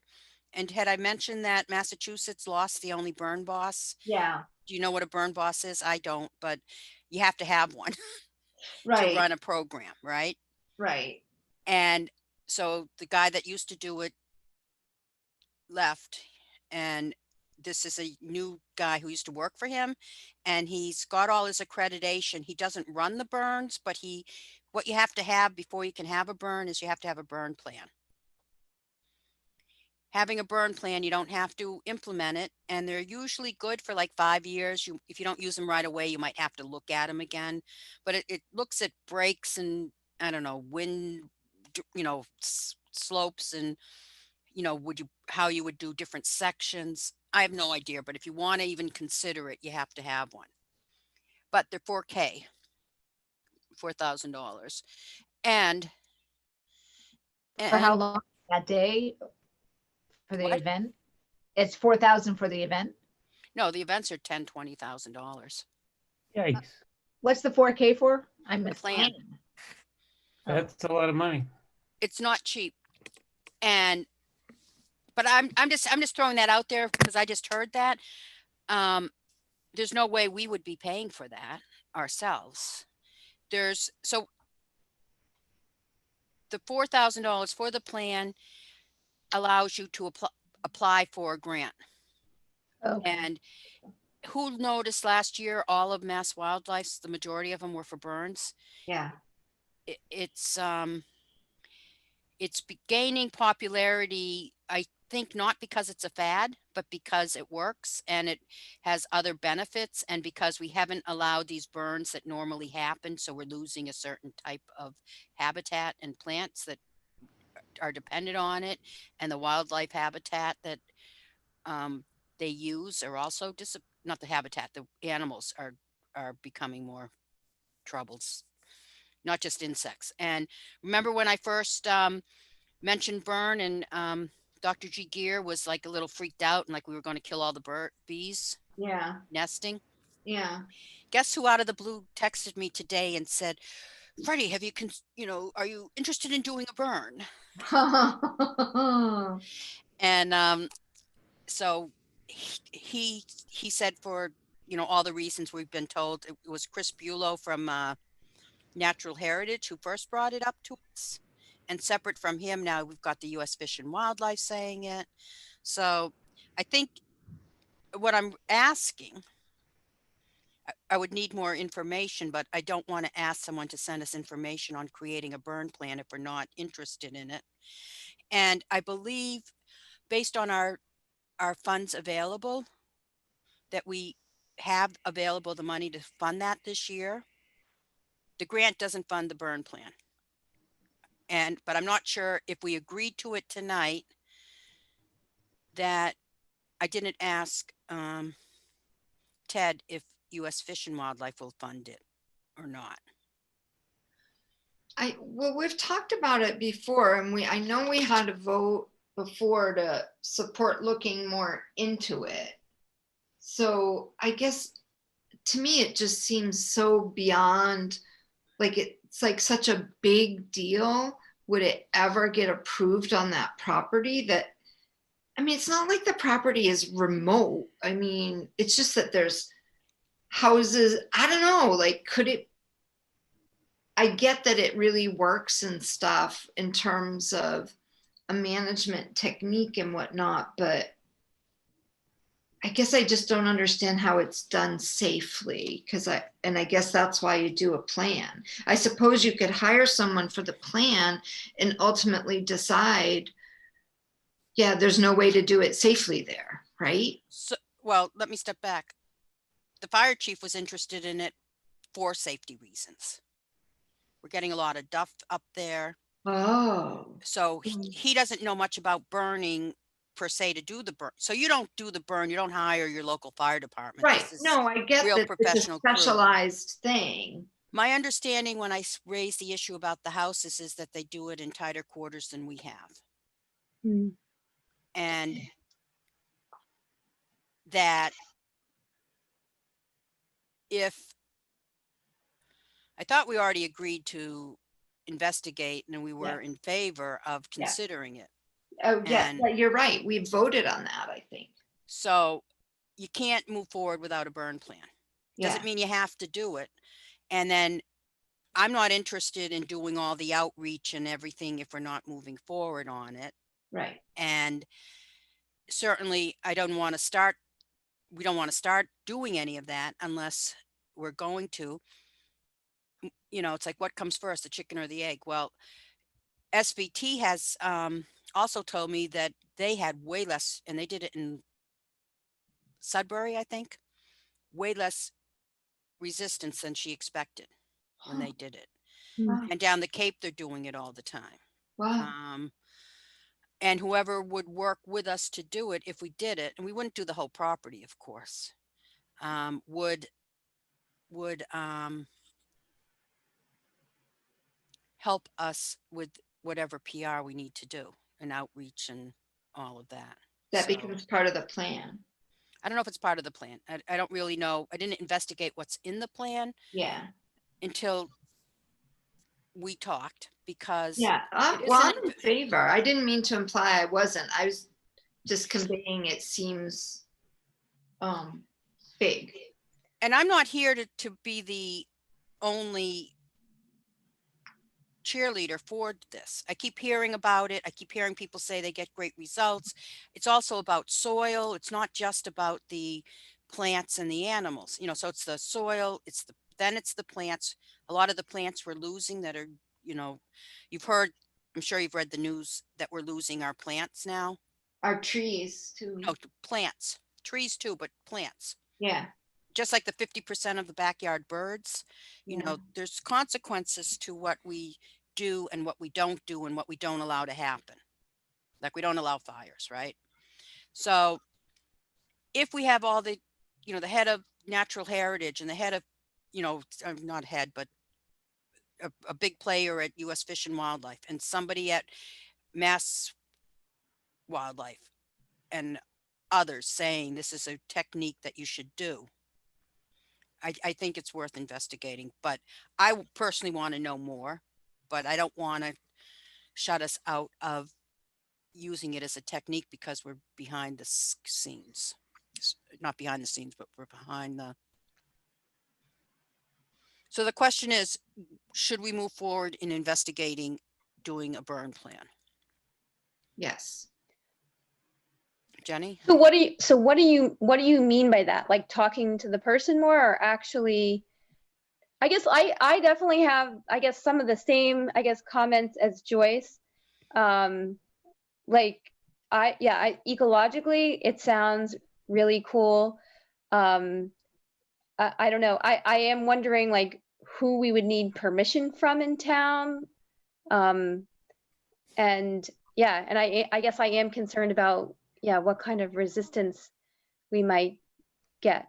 But I mean, maybe, I mean, people are hearing about all the fires in California, and maybe if you have like someone, you know, with technical expertise doing outreach and kind of explaining, like, I mean, you know, other people, not everybody cares about, you know, the wildlife and the, you know, plant ecology like we do. But like if you're explaining that we're trying to remove stuff that's going to provide, you know, too much fuel. In a drought? You know, I'm not sure how much of this is fire prevention, except for the chief was interested for that reason. I mean, it's really good to hear that, yeah, that the chief is interested. That Yeah, that seems exactly. really good. That's huge. Yeah, because I was kind of like thinking that, yeah, that the fire personnel staff would be not so crazy about it. Well, first, also, when I say interested, you know, hearing more. Yeah. Clear. But also, you know, towns use this. Their fire departments do not run these burns. It's a professional crew you have to have come in, but your local fire department can participate and get some training what to do in a grassland fire, or you know, we're not talking about burning the woods down. I don't, you know, I'm not, but I know that in some areas that's what they like, a low burn so that it does something. I don't think we're there. And it's nothing that I've been talked about, but just like with the Baptisia tinctoria, it's the one yellow blooming plant when other plants are yellow and blooming, and it's got the rare bees on it. And Rob's like, you only have one. And Ted said, oh, if you burnt this, you'd have a whole field of them. Or you could just do a little burn, or you could do, and it does sound intriguing and it sounds worth investigating, but you can't investigate it. You can't do anything if you don't have the burn plan.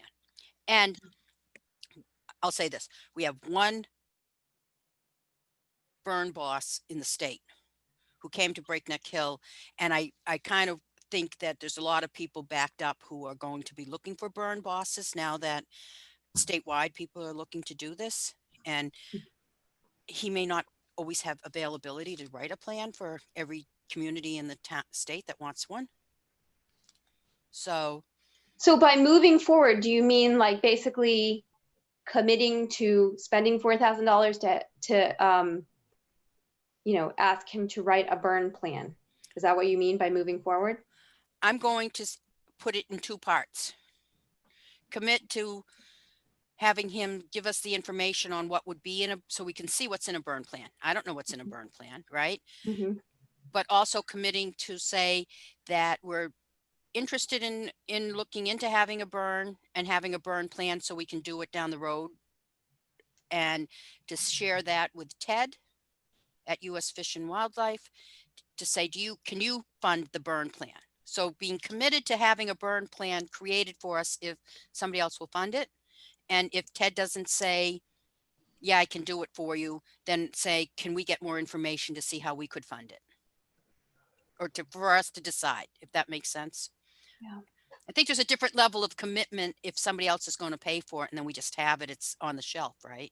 Right. But I think he'd want to know that we're seriously considering having a burn in the future Mm-hmm. before they would fund it. Yeah, I'm just looking at the Massachusetts.gov prescribed fire for habitat management, and there's a lot of information here. So I went to a workshop at the Mass Wildlife headquarters one year. It was a few years back, and I was like, oh my God, I would never do this. But if somebody else, you have a burn boss, I mean, it's like this massive process where they all, there's special, everyone's looking at the barometers or whatever, and everyone gets all geared up and it's like full steam ahead. And then the wind changes and everyone stand down. Yeah. And they might do this for a week and they're waiting and they're watching. And I mean, it's not a simple thing. Nobody takes this lightly to just go out and start a fire. Right. Mm-hmm. And if you ever went to that, and what they have to do to get dressed and everything to be ready is not a simple thing for all these people all dressed and ready and then stand down. And that can happen over and over again because the wind shifts.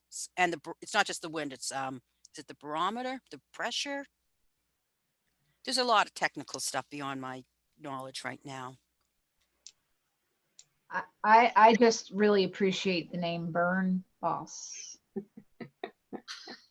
That whoever came up with that, brilliant. Thank you, Freddie. I'm not the burn boss. You could be. I don't want to be. Sounds like there's potential there. Yeah, that's not a title I aspire to. But Katie did, that's a good title. So how do I put this? What I'd like to do is to be able to report back to Ted that we're interested in having a burn in the future. Interested, right? Yeah. And we'd like to get a burn plan done. Yep. Can he can he do it for us? And if not, I will talk to the burn boss and ask him if he can provide us information so we can make a decision if we want to use available funds for that. Certainly the Conservation Commission, probably Board of Select. I mean, it's not a benign thing to do this, I don't think. Right. I guess the Concom could decide themselves, but then it would have to go to the fire department. I'm sure everyone would have something to say. And we'd have to do outreach. I mean, it's not light lifting, and we're already heavy lifting. So if somebody's not going to do the heavy lifting with us, I don't know that it could happen, but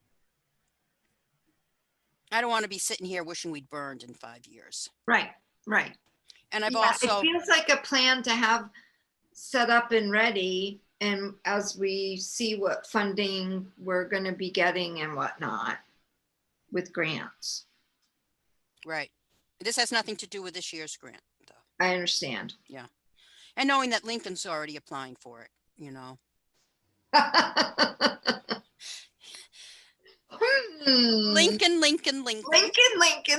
Yeah, I was just going to say that.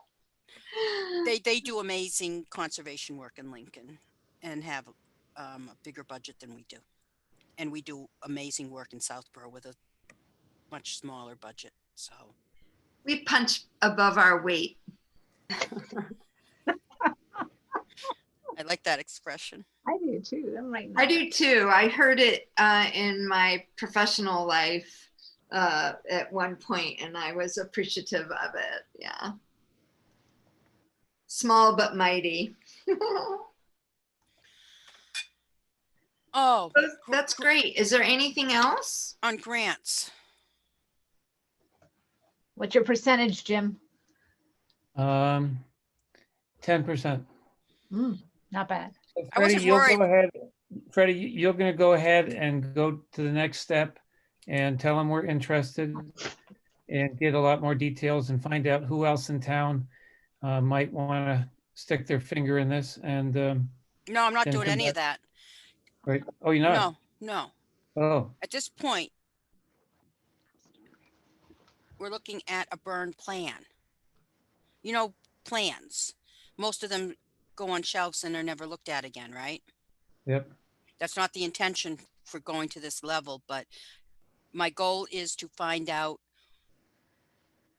if U.S. Fish and Wildlife will fund a burn plan for us, that we agreed to, that we want one.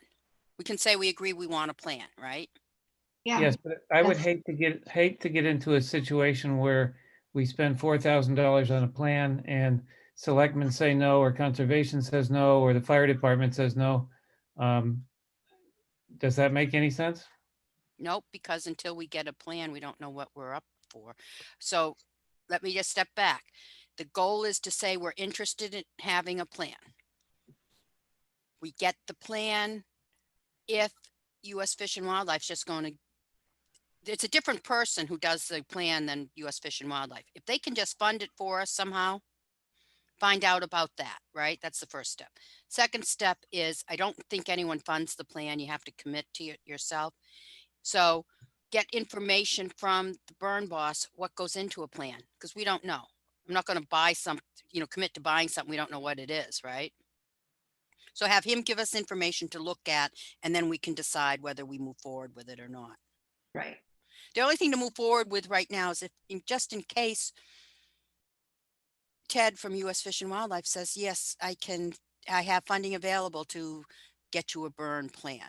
I want to be able to say my committee wants a burn plan. Doesn't mean we want to burn or that we've done all the research we need to do. That works for me. Yeah. Do we need a vote on this? Because I feel like we've voted on something similar before, but maybe this is more precise. We're not, Ready? I'd like a vote that Oh.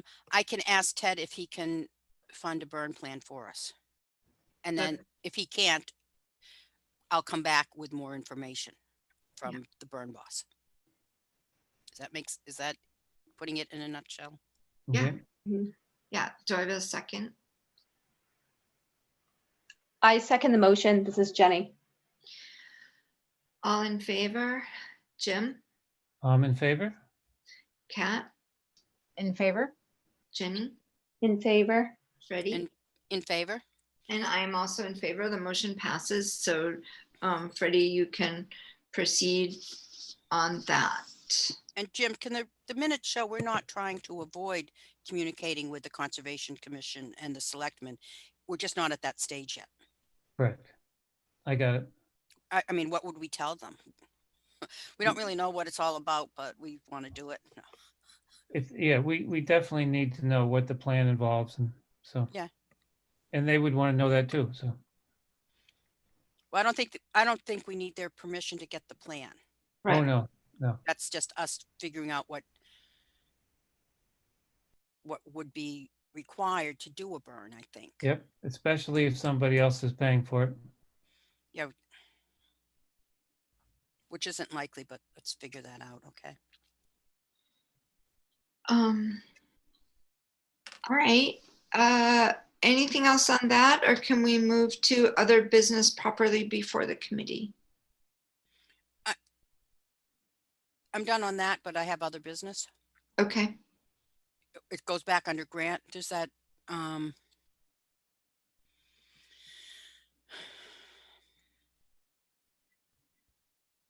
there's a, the Arts Council I think it's called, and they have environmental funding available in their grant program. And I talked about it last time to do some plant signage. Oh, right, yeah. So, and Catherine Weber had mentioned that she had signs for the, did anyone go to Art on the Trails and see those signs? I did not. I'm sorry, I missed it this Nope. year. So I know we don't want big signs. Maybe this is a conversation for another time though, because, you know, we're really missing the boat at Breakneck Hill with not having any interpretive information. You know, you've got these gardens there, people see the flowers, they don't know that there's a connection to wildlife or habitat. And we did put signs up. Oh, goodness gracious, I forgot this one, Joyce. We had this workshop last Sunday, and we have signs on just the Bombus fervidus plants throughout the property. And we didn't take them down. They probably blew down today, but they're on stakes. They're big signs. I was going back to get them. We understand they're not there permanently, but I thought we did this for these other towns, and because we sort of already know what it is, what about offering it to Southborough residents as an event? So all it is this, all it is,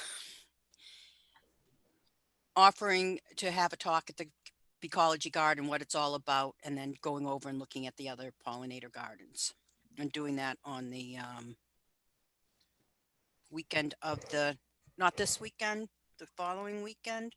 The 17th, I think, was the date. Yeah. And that's a Saturday, maybe the 18th, because I might have a class I'm taking on the 17th. If you guys agree to it, it would just be it wouldn't be, I think it gives PR, like we can write a story in my Southborough. I don't think we'd be mobbed with people signing up because it's more technical than. Yeah, I mean, it was a fun event, and I think offering it to Southborough residents is a nice thing to do. It gives them more insight to what's happening on the conservation land, where there might already be walking their dogs and stuff, but not realize all the things that are happening. Like what's going on? And it's like we are there's already sort of a arc of a present, like the talking points and stuff are done.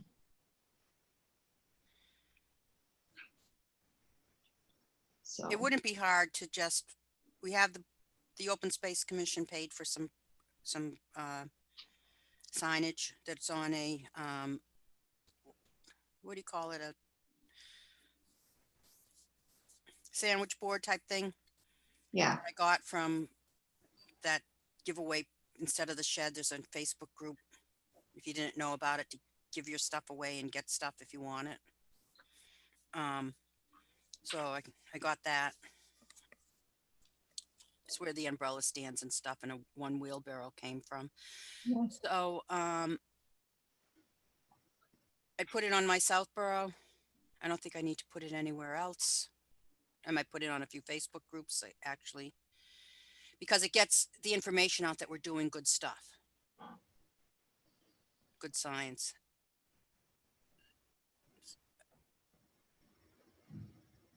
So what is the committee doing? Yeah, I think and then afterward maybe there would be an article in my Southborough about it with a picture or something. Or beforehand? Or yeah. Looking for any input? So I would be willing to help with that, and you know, whatever like for that date. And that's October 18th. Mm-hmm. I fully support all of it. Unfortunately, I'm not able to assist given the timing of a few things that are coming together at the same time. I might be able to help on the 18th. And the only question is, I could do 2 groups at the same time.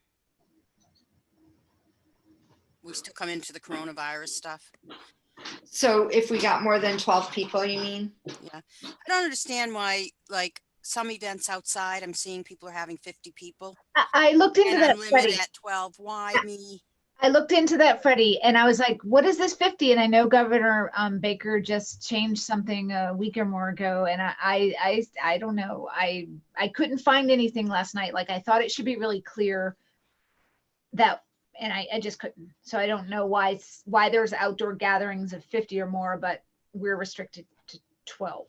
So I'm happy to do follow the clearest guidelines. And I will tell you, we did a good job at the garden. Why I had 3 different groups in different phases is that I didn't think there was a place safely to have 3 groups of 12 outside the garden, but you could do 2, one outside, one in. You know what I mean? It's 20 feet apart. Yeah. I think you could do 2 or 15, 15 minutes apart or half hour apart. I don't know. Maybe I'll just do 12 and limit it. And then tough luck, come next year. get We'll them do another one in the excited. spring. Get them excited. This is your opportunity. Except for if we have 3 people, that's 9. I mean, that's enough. Get 9 people. I think it'd be great if we got 9 people. And I have all the volunteers, but that have been doing all the work that, they've been great, but they don't know what Beecology is all about. And I try to give them a little bit when we're working. They're just there it's been a wonderful, wonderful experience. People just happy to be doing the volunteer work, but not necessarily knowing all the science, except for when I get really excited. Oh, Verbitis. Woohoo. And everyone woohoos with me, but I guess they do know more than I think, but Yeah. the goal is to get all these gardens town-wide too, That's the Open Space Commission's goal. Yeah. All right. Do we need a vote for that? I'd like a vote. Okay. Someone want to make a motion? I'll motion that I can have a party. No, I motion that we have a Beecology garden event. I should say pollinator gardens, because I made a game, you guys. If you don't know, it's called Fervidus Plant Quest, and it's teaching people how to use the Dr. G. Gear's plant list. Did you guys all get a copy of the new list? Yep. So the Beecology research list, Beecology, or Dr. G. Gear's list, I should call it, how to use it. And by showing what plants are at the pollinator gardens on Wildflower Hill, and the fact that Rob has never seen a Fervidus on any of those gardens, and yet in 1 year or a few months, we've had multiple sightings over at the Beecology Research Garden. There's a reason. So what's there, what's not there, and that shows how to sort of like a scavenger hunt kind of thing. That's fun. So that's what so it'd be both gardens, both garden areas. All right, so I make a motion that we have a Beecology Research Garden event on the weekend of the 17th. It would be either the 17th or 18th, I'm not sure. And I don't have to have a set date for this vote, right? No, And I can work with, once we vote it, it's going to be the same format that I did the talk for the last weekend. So I can work with Joyce afterwards, because it would be administrative planning the event. Yep. In more detail. Okay. Yep. So I make a motion that we the stewards host a Beecology Research Garden event on that weekend of the 18th. Do I have a 17th, second? 18th. I second the motion. This is Jenny. All in favor? Jim? I'm in favor. Jenny? I'm in favor. Kat? In favor. Freddie? In favor?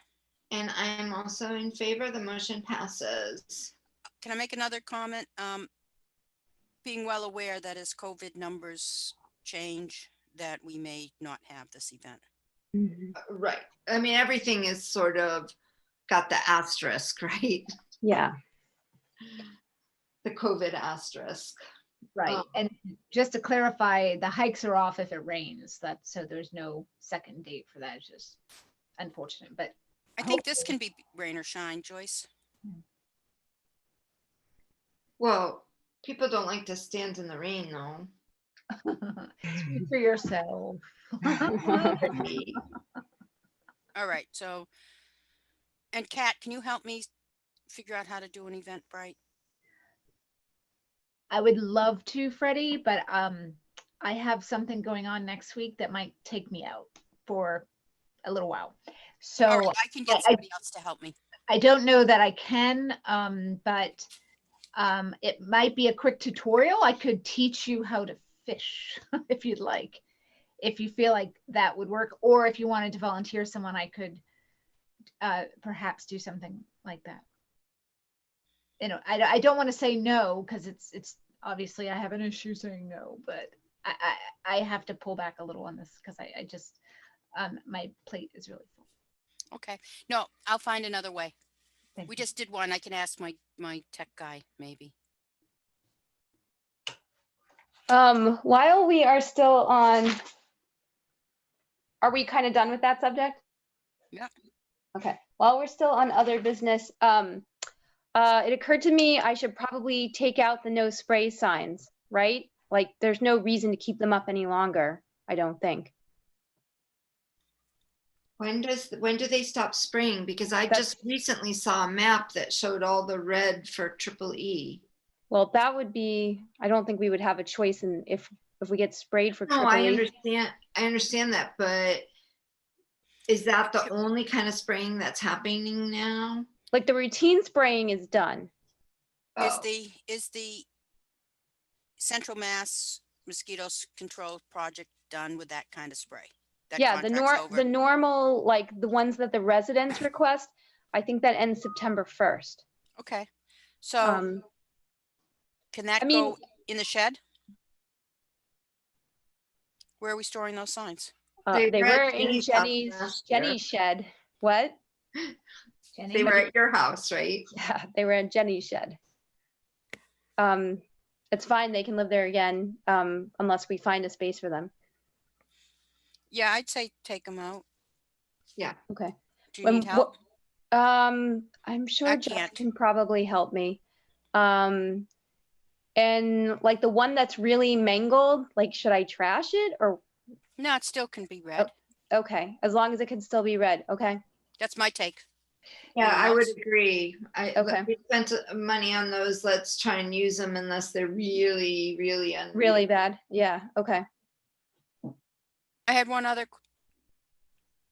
Okay. project. This is the Open Space Preservation Commission did it last year, so we don't really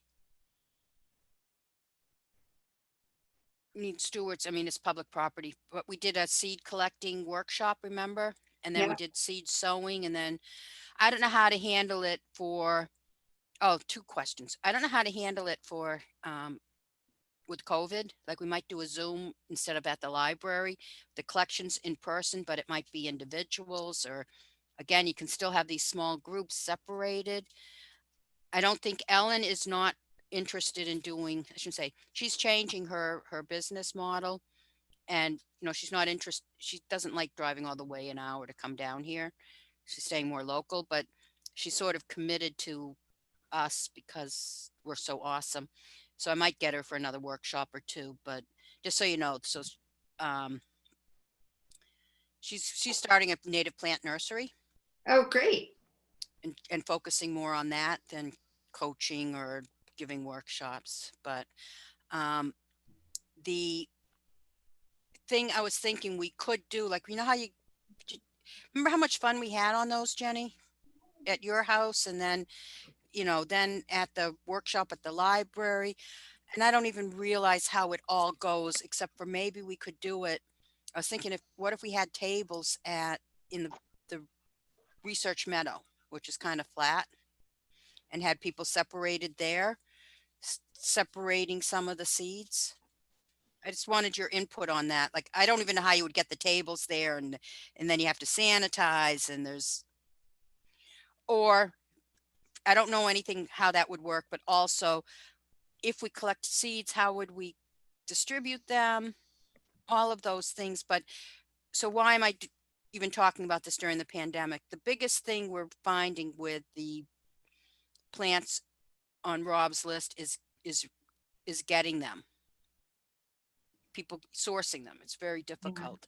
And if we have seeds that we can get, how many people had, Joyce, what did you have? 700 plants last year? Had a lot. They didn't all make it, but I had a lot. Oh, and this was the other thing, and this needs Steward's permission to think about. What if we built a small cold frame? I've seen, Joyce, you did this in your yard where you instead of using the milk jugs, you put the I just did it in pots, and I just kind of had a pallet, and I put them in the slot, like a sort of banged up pallet. I put them in the slots, and then I put hardware mesh on top and weighted it with bricks. and I've seen better than that as far as aesthetics, where you use 2x4s. I mean, that was in your backyard behind the way. I was thinking in the rear corner outside the fence of the Ecology Garden. And we happen to know somebody who knows how to put wood together if he was interested. He's not smiling. To make a small bed that you put all the pots close together, and then you put the small mesh over the top. Is that something we would consider allowing to happen? Allowing to happen to live there, you mean? To be there in the winter? Yeah, yeah. It might last longer than the winter. I'm not saying it would be permanent, but don't these things take a whole season to grow? Yeah. I don't see any problem with that. Just do it. Well, I need maybe somebody to help with the wood frame. That's a possibility. Yep. So if I have support for that, when's our next meeting? In November? Well, we can pick a date now if you want. Well, can I get a vote now? Because maybe we'll want to use it before we have our next meeting. Yeah. So someone want to make a motion that we support the idea of a wood frame in Ecology for starting seeds? I make a motion to say that.